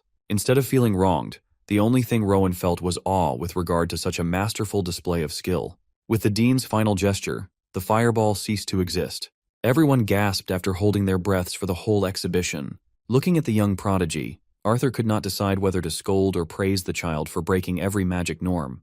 Right then and there, Director Lazarus walked his bald-ass head into the stage while showering the young man with applause. To answer his question earlier, Lazarus shared that the barrier was Dean Arthur's signature spell, the Azure Flame Barrier. Upon hearing so, the kid turned to his professor and praised such a cool name. Arthur deflected, claiming that he didn't name his technique, but that only meant he was given a wonderful name for a wonderful creation. Since they're on the topic of names, the dean asked Rowan if that fiery display from earlier has a name. Confused, the kid insisted that he just showed a simple fireball, nothing more, nothing less. But everyone who's decently knowledgeable in magic would know that the thing from earlier was not just a fireball. And Rowan, more than anyone, should know that that's the case. The kid averted his gaze and admitted that he had been playing dumb a little bit. Still, he had not thought about giving his new technique a name yet. Arthur had intended to point out the danger of what they just displayed, but the boy is now distracted by the act of naming a new power. Director Lazarus injected himself into the conversation. As the head of the bureau, he can't overlook what just happened. He asked why Rowan did something so dangerous towards the tail end of the performance. The kid answered honestly and concisely. He was confident he could control the fire, and he was assured that Professor Arthur would have his back no matter what happened. He had no other goal except to share his spell. Rowan just wanted to give his friends some confidence in magic. Maybe some of his peers are interested in the subject but are too scared to try. The Dean of Magic Studies declared that completing a fireball before graduation would already be considered outstanding. What would you call a freshman who had leapfrogged that expectation? This is Rowan's way of showing his peers that there is no such thing as impossible. Well, he can only talk with so much optimism because he's unaware of what a monstrous genius he is. Still, as an educator, Arthur felt embarrassed. He started thinking about the possibility that he might have been limiting the younger generation's potential with his words. Now this small child has made him realize that his viewpoint might not apply to everyone. Then, the kid turned to the old dean and humbly asked for a little more time on the podium. There's still something he wanted to show his friends. This time, the boy wonder called his roommate Lucas up on the stage, much to the himbo's surprise. While wondering what he did to deserve to be a guinea pig for everyone to gawk at, he walked towards the stage. Once he arrived behind the podium, Rowan excitedly explained that he'd helped the sword freak cast his first spell. The way the young prodigy sees it, magic and swordsmanship are both ultimately about manipulating mana in different ways. Lucas trains his body and mana daily, so he should be able to cross the boundary of magic. Still, the third-time repeating freshman had never even studied a lick of magic theory before. How was he supposed to cast a spell? Rowan suggested starting with an incantation since Lucas severely lacks magic training. An incantation should be more intuitive than a magic circle or formula. So he slowly recited a fiery incantation in the tongue of the old language. Lucas tried to keep up, but he couldn't quite grasp the tricky pronunciation. Rowan tried to stay patient while teaching Lucas with enthusiasm. However, they cannot even get through a single sentence in the ancient language. He thought someone who had repeated his first year 3 times would at least have some semblance of familiarity with the old tongue. Still, he's not giving up. So, Rowan translated the incantation to impart the meaning of what they are trying to bring to the world. When he started reciting a poem-like passage with an odd rhythm, Lucas cringed at the thought of going old school with it. Rowan continued reciting the translated version of the incantation, while watching his classmates in their seats.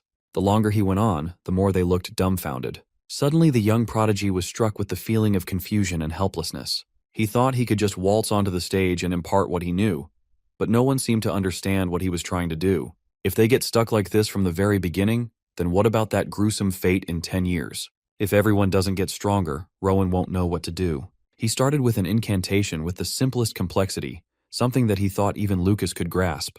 Yet not only the other kids, even Sophie, looked utterly lost, as if Rowan was speaking an alien language. The Wonder Boy froze in place, worrying Lucas by his side. Before things could get any worse, Dean Arthur stepped in to do some damage control, praising the kid for a good first day of the mini-lecture. That being said, he asked Rowan if he could learn the spell formula for the modified incantation too. That request pulled Rowan back from despair. He telekinetically picked up a stick of chalk and started writing an exhaustive formula on the board. Everyone was equally amazed and amused at such an impressive showing of telekinesis. It did not take Rowan too long to write down the blueprint of his spell. Dean Arthur called upon his reliable barrier once more, this time protecting those on the stage instead of the ones sitting around. Director Lazarus and the dean steadily pored over the fascinating writing on the board. When asked where he saw the spell formula, Rowan asserted that he never copied anything. He saw what Professor Arthur wrote the other day and modified it in his own way. Those with well-trained eyes could see that this is no mere modification. The kid simply adjusted a few things here and there to make a spell that would work better for him. He's not aware of the gravity of his claim, but he's basically saying that he created a new spell formula. The director and the dean exchanged a meaningful glance. They need to have a long conversation about what to do next, so they might as well call a proper meeting elsewhere. Before leaving, Director Lazarus thanked the kid for showing such an innovative spell formula. On the other hand, the dean turned to the dark elf and asked for her name. Sienna of the Pill of Faith saluted and formally introduced herself. Then, the dean suddenly dumped the remaining hours of the lecture for her to fill. She can teach anything. She can tell the kids to self-study and train their swordsmanship. Anything is fine as long as they're safe. Professor Diego also had the audacity to leave his next class to poor Sienna, who was just in the wrong place and at the wrong time. Before going away, Arthur dispelled the barrier that isolated them from the students. The other adults have made their way to discuss a matter of grave importance, leaving Sienna to deal with a whole classroom full of fledglings. The lecture hall was buzzing with indistinct murmurs about what had just happened. Sienna quickly shut them all up with a forceful hand slam to the table. That one action scared most students straight. Sienna, runner of the Pillar of Faith, had been temporarily assigned to cover the remaining classes. She intends to treat this as an official class, and so should the students. Everyone must participate as they would with a real professor. Sienna might sound and look dignified, but she's out of her depth. She's not built for teaching. She's supposed to be an on-the-ground soldier. The faculty, including the ones present during Rowan's showcase, had gathered for a meeting. Some of the clueless faculty staff were alarmed by the calling of an emergency response committee, a thing that hasn't been called in years. Hell, for some of them, this is the first time. Director Lazarus was professional as always. He calmly put forth the main agenda about the Union Academy's education policy. First, he presented the case of Rowan, the boy who prompted this meeting in the first place. Dean Arthur took the floor and established the facts about the kid and the fireball. He had never seen anything like it in his career. A freshman interpreted a complex spell in a completely different way. The power was weak, but it had been tweaked enough to be called a unique spell. Just the fact that he was able to reconstruct and edit a formula so freely is unprecedented. Of course, some of the other professors were skeptical. But what can they do when the Dean of Magic Studies has already investigated and verified all the facts?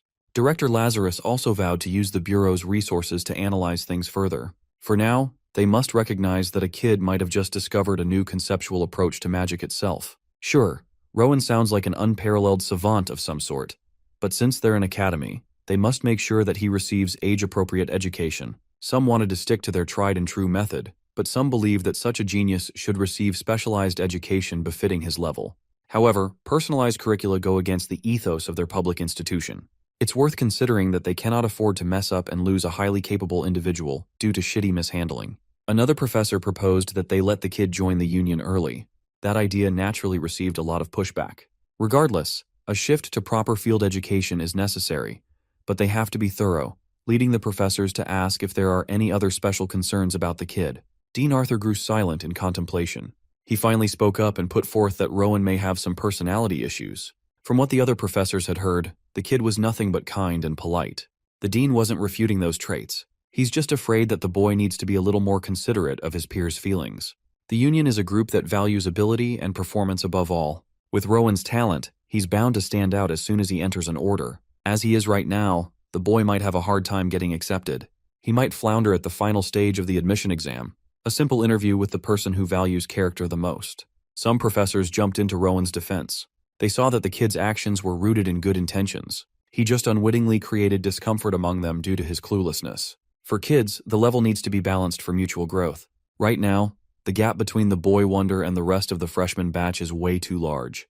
We're talking about a child who's capable of inventing magic and shaking the world of mages. Since the council is not getting anywhere just by themselves, Director Lazarus proposed that they just arrange an interview with the kid. It was a good idea, so nobody was opposed. A few moments later, Rowan was escorted into the faculty room and was seated at the big boy's table. Professor Daphne tried her best to make him comfortable and asked what he was feeling. She reckoned that the boy felt bad about what had gone down with Lucas earlier. She was right. Rowan felt frustrated about not knowing his friend's capabilities. Dean Arthur jumped in to comfort him about the difficulties of teaching magic. Today's experience slapped him with that truth. So, Rowan has been mulling things over and has formed some hypotheses. Some students saw the magic class during break time. Maybe Lucas didn't give magic a chance because he's simply not into it. Maybe he picked up a sword too early, and his brain developed solely for that. Maybe Rowan pressured his friend to focus on another field without considering Lucas's personal circumstances. He felt regretful and ashamed as these thoughts crossed his mind. Aside from those thoughts, he's also worried that Lucas and some of his other new friends might be sick.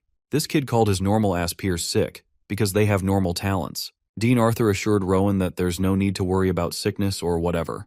Hearing the old man's reassuring words reduced the load on the eccentric prodigy's heart. Seeing Rowan smile, Director Lazarus jumped in to ask why he's so eager to teach everyone magic. Well, it doesn't even have to involve magic.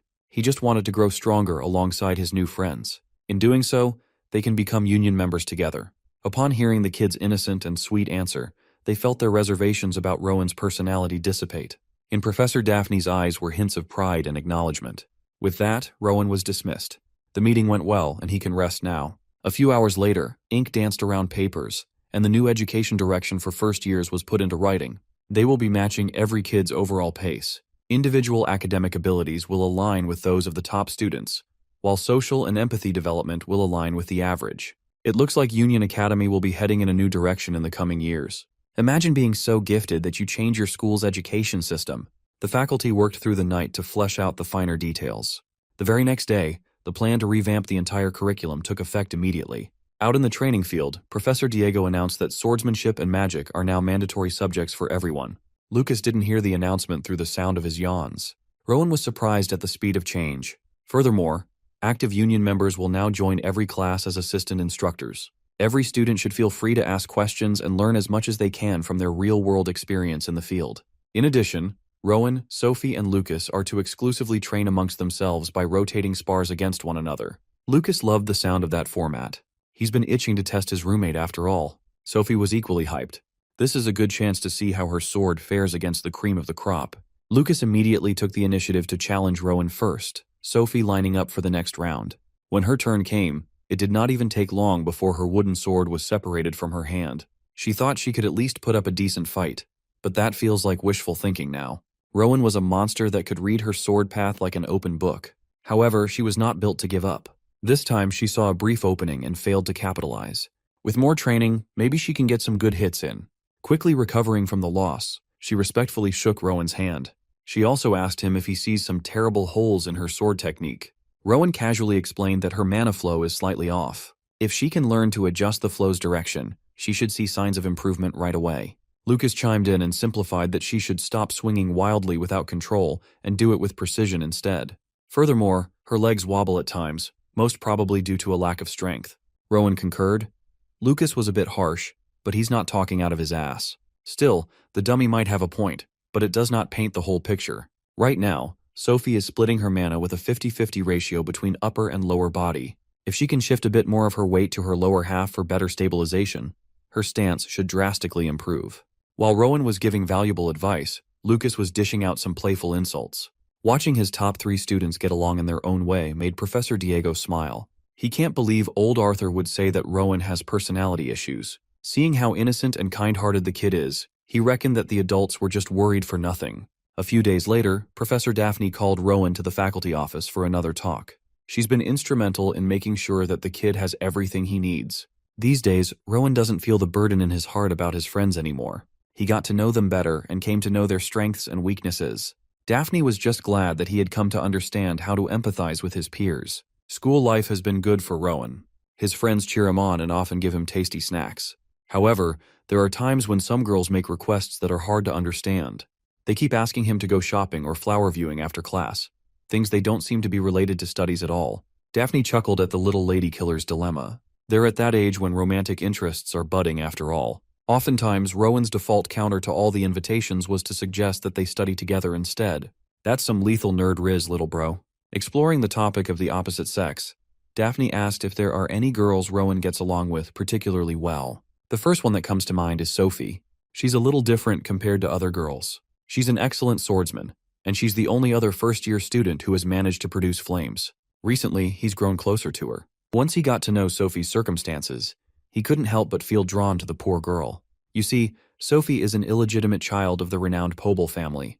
Her father enrolled her in the Union for the sake of strengthening diplomatic ties. She's under constant pressure from the preconditions of her birth. For Rowan, Sophie is a dear friend whom he can learn a lot from.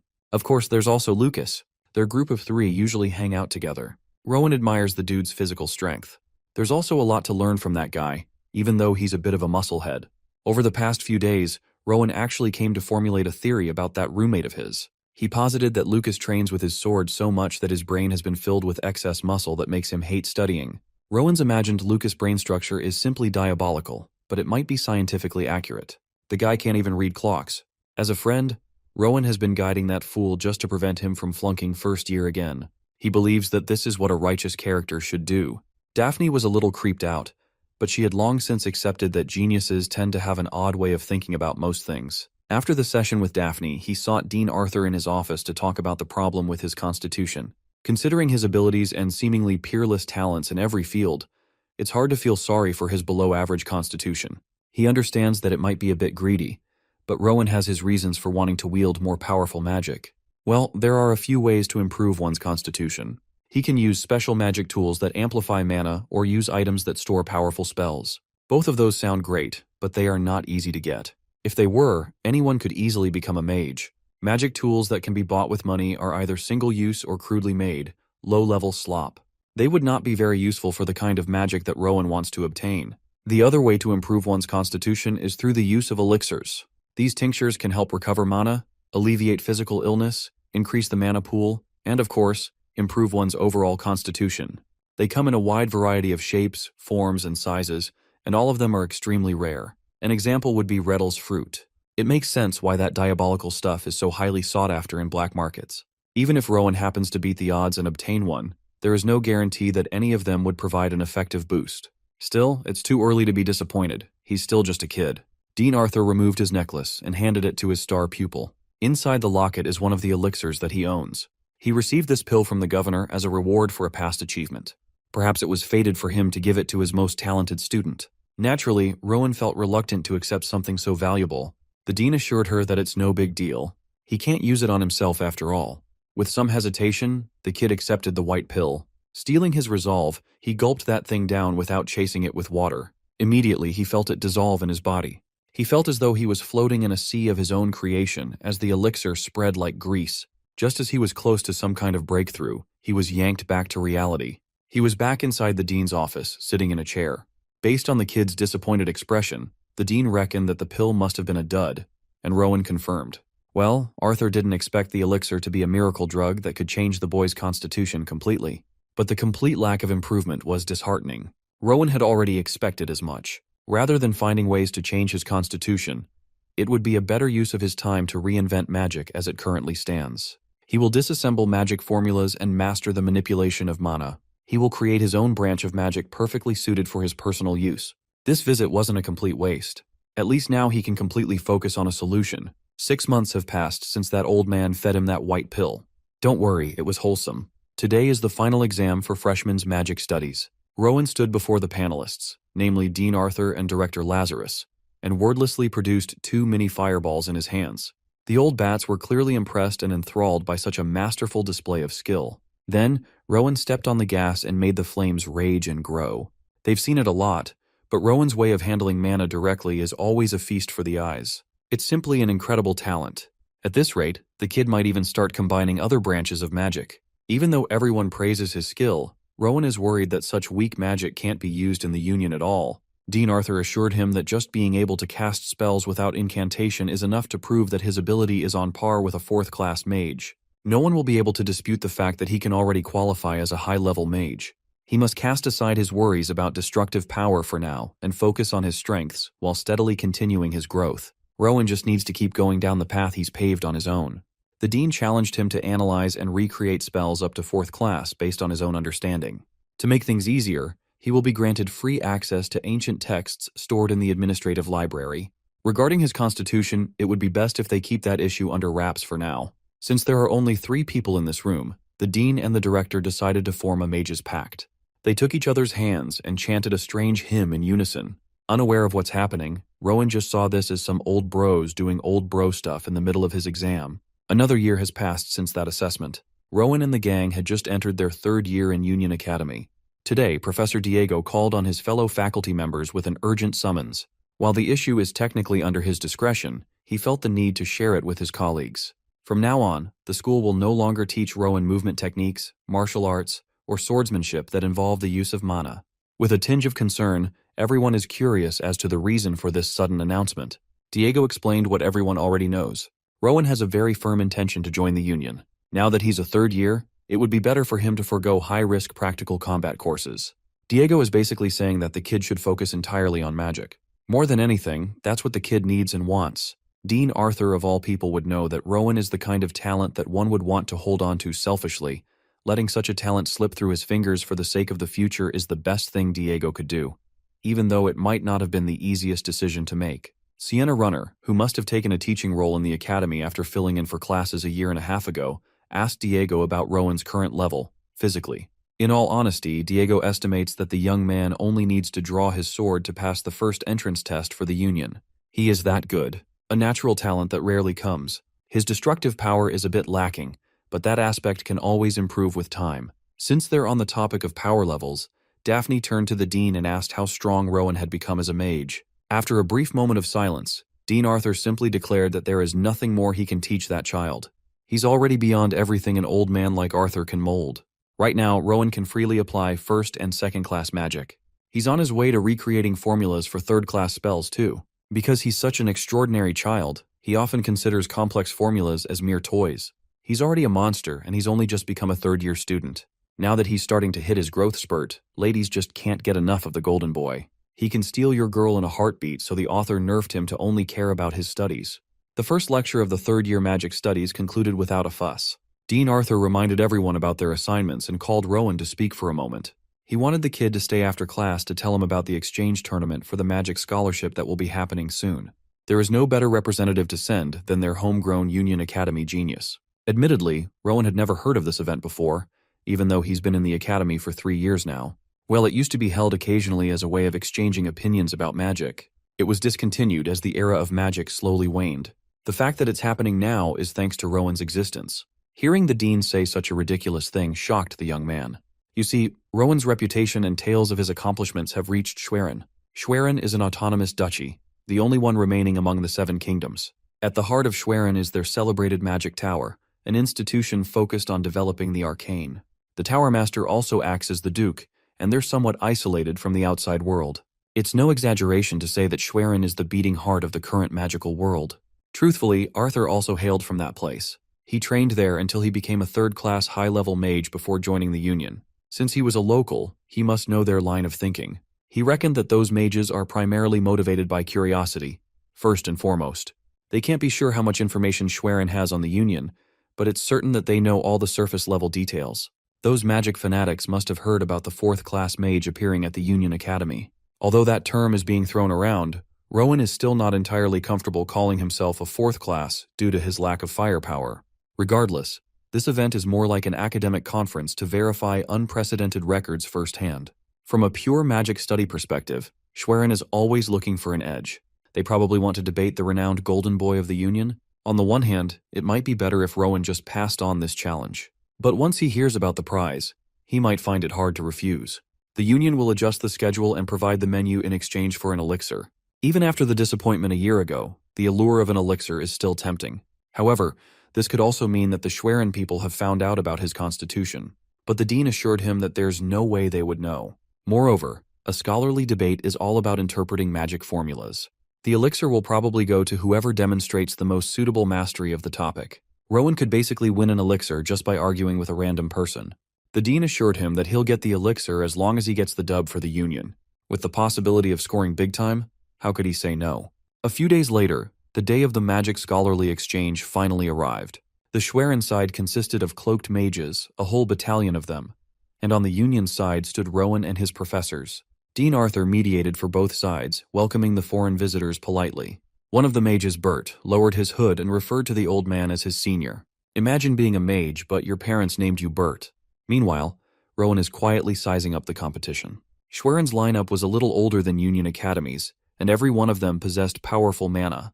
They are actually students who want to learn from one of Schwerin's biggest success stories.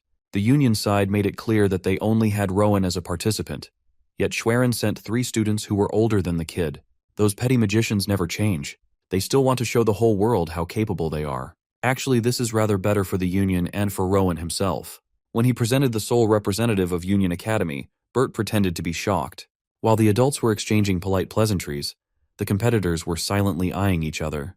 Rowan could feel the gaze of one of the Schwerin students, so he gave the guy a smile. Feeling awkward and flustered, the student averted his gaze. After a sportsman's handshake, the conference will start in the competition hall in the afternoon. A few hours later, spectators took their seats and reveled in the intellectual battlefield that the union had arranged. Some juniors were worried that their senior Rowan was going to face 3 people by himself. They fear that their senpai will get hurt. The ladies then cheered their lungs out, almost shattering Lucas's eardrum, who was sitting nearby. He butted into their conversation and asserted that this is a magic debate, not a duel to the death. The ladies argued that debates are just as dangerous as physical combat. What if Senior Rowan gets hurt by harsh words? Lucas was just shocked that the junior ladies knew him. Well, it's hard not to recognize him when he's always by Senior Rowan's side. Beside him was Sophie. The two came to watch their friend kick some ass using words. Finally, Professor Daphne walked to the podium to announce the start of the Magic Scholarly Exchange. The junior ladies from earlier raised a piece of cloth with Rowan's name written on it. Hardly an appropriate reaction for a debate. Finally, the star of the show walked in. There are also those 3 Schwerin boys. With everyone present, Daphne explained the procedure and debate structure. Each representative will take turns presenting a topic, write spell formulas in response, and continue to the question and answer session. The first debater, is Ollie Marco from Schwerin, going against Rowan from the Union Academy. Since Rowan got the pick priority for the first topic, he chose the subject that's very near and dear to his heart: telekinesis. The Schwerin representatives were taken aback, to say the least. In the opening round, it's common to seize momentum by boldly showcasing the highest achievements of each faction. Yet here's Union's sole representative, deliberately presenting a simple Class 1 spell, telekinesis at that. Some Schwerin schmucks thought this was a joke, that the rumors must be exaggerated. They didn't travel all this way to witness some low-level intellect slop. Dean Arthur and Director Lazarus held their tongues. Ollie Marco dismissively disregarded Rowan's proposal, thinking that the topic of telekinesis is simply beneath the level of this honored forum. When asked if he's mocking Schwerin, Rowan simply elaborated that although basic, telekinesis holds deep intricacies that are worth a rigorous discussion. Ollie Marco argued that diving deep into such a simplistic spell would just be a waste of time. But aren't mages supposed to devote time and effort to exploring the truths of the world, no matter how big or small? Running out of patience, Ollie humored Rowan's proposal to debate about telekinesis. Since he's unfamiliar with the format and he didn't want to be rude, Rowan asked Ollie what topic he had prepared. Severely underestimating the sole representative of the Union, Ollie Marco put forward the idea to debate the intricacies of Fireball. He condescendingly explained that such a topic might prove to be difficult for someone of Rowan's age, but he's cool with punching down in honor of this rare occasion. Arthur reckoned that Schwerin must have caught a whiff of the news about Rowan's Fireball manifestation and was trying to set a trap. But the young prodigy threw a curveball at everyone listening. He proposed that they cover both telekinesis and Fireball together as a package deal. He thought it would prove to be more meaningful and insightful if they covered the combination of 2 well-known spells at once. Instead of wasting his breath yapping, Rowan telekinetically picked up a chalk and started writing his initial formula on the board. Flustered at the blatant flex of no chant casting, Ollie refused to be overshadowed. He also used telekinesis to write his arguments on the board, while continuously chanting to maintain the spell. The eyes of Schwerin schmucks were glued to the board, struggling to understand what Rowan was writing. Surely the kid is not trying to formulate a new spell to combine 2 different spells on the spot. Surely, right? Once the board work was completed, the debaters were asked to explain their spelling and prepare their questions. First up to the plate was Ollie. He wrote the complete formulas of telekinesis and Fireball separately. These spells were firmly established since the days of the Great Wizard. They are standardized and perfected with no further room for decomposition or recombination. Ollie Marco made a firm and clear statement. Now it's time for Rowan's interpretation. Stepping up to the podium, the young man gathered his thoughts. He expounded that telekinesis is a basic spell that anyone with a little bit of mana can perform. Originally, he was supposed to argue that the spell is misused as it overly depends on the user's magical power. But thanks to Ollie's suggestion earlier, he was inspired to try a more exciting concept, the combination of 2 established spells. So, on his board is the rewritten form of 2 well-known formulas. The first part pertains to controlling a fireball using telekinesis. And second, the more fun version is better explained through demonstration. The chalk that he's been manipulating and flicking around with his mind started gaining more and more speed as it spun, generating a swirling spark of flame. Just a few minutes ago, he formulated a way to transform an object controlled by telekinesis into a piping hot fireball. This dude literally deconstructed the essence of magic itself just for shits and giggles. The Schwerin schmucks could not believe their eyes at all. This challenges everything they were taught about magic. For anyone unfamiliar with Rowan's abilities, the utter shock must be disorientating. Thankfully, the old men at the Union Academy had gotten used to it by now. The kid is not just domineeringly talented, his vast knowledge and analytical prowess are also out of this world. While he was continuously spinning the chalk fire, Rowan continued to break the visitor's collective mind by rattling off high-level concepts relating to the two so-called basic spells. None of the Schwerin seniors managed to keep up, let alone their younger representatives. As Ollie Marco listened to Rowan's lecture, he felt as though he had foolishly challenged a deity. After concluding his masterclass on eloquence and spell mastery, he asked Ollie Marco if he had anything to add. He asked if his opponent could correct him in case he failed to grasp a deeper truth. You know what's worse? Rowan is being completely genuine in his desire to learn. Ollie can't replicate shit, and he can't understand a thing either. At this rate, he's going to be humiliated by the magic incarnate disguised as a child. With his time to respond running out and the fear of being humiliated closing in on him, Ollie felt suffocated. Unable to handle it any longer, he coughed and bled through his nose. He was literally knocked out by words. Even Rowan was not expecting something like that to happen. After Ollie was rushed to the infirmary, Rowan continued his undefeated streak of wiping Schwerin debaters with facts and logic, eventually making his way to the coveted elixir. Bert the Mage gladly gave the young man his prize and thanked him for the refreshing show, even though they lost. He also recommended that he wait a little longer if he's planning to drink the elixir. When consumed at too young an age, side effects can manifest. He should be fine with consuming it around the time of his graduation. He still has 2 more years before that time. Since we just finished humiliating some mages, let's see what some NPCs are up to. This girl right here is Rita. Just like our boy, she's a third-year student at the Union Academy. She's been secretly in love with Rowan for 3 whole years now. Rita is well aware that there is not a single student in the academy who doesn't like that boy. He had received countless confessions, and over half of the new batch of students applied to the Union Academy just to follow him. Rita knows that she won't even register in the prodigy's eyes. For the past 3 years, she's been content just watching and loving him from afar. But today is the day she decided to be brave. The last day of the 3rd year will be the day she confesses. After psyching herself up and pushing down 3 years' worth of fear, her confession was met with an apologetic rejection. For Rowan, love is about holding someone who has left this plane of existence close to his heart, and nothing else. Rita never knew that this boy would have such a bleak view of love. Then he asked her if what she was feeling was really true love. Most people who are truly in love often show symptoms akin to mental illness.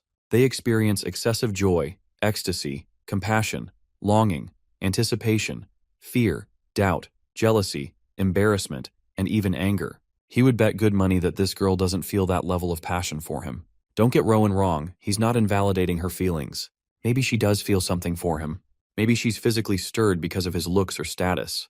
Maybe she even felt nervous or excited. But is that really enough to label as love? Wouldn't it be more accurate to call it admiration? All he asks of Rita is to take a good look into her own heart. If she still thinks that it's love, then he's open to talking more. Rowan is always open to constructive conversations after all. Bro mastered the art of scaring the hose. Rita was a victim of the worst he can say is no. She felt as though she had been hit over the head, and now her mind is strangely clear. So, this is Rita. Today, she got rejected by the boy she'd been in love with for 3 years. As painful and sobering as the experience was, she doesn't have any regrets. Confessing your feelings to someone you like is a brave and meaningful thing. Rita's one-sided love ended on the last day of her 3rd year, and she had never felt better. Be like Rita.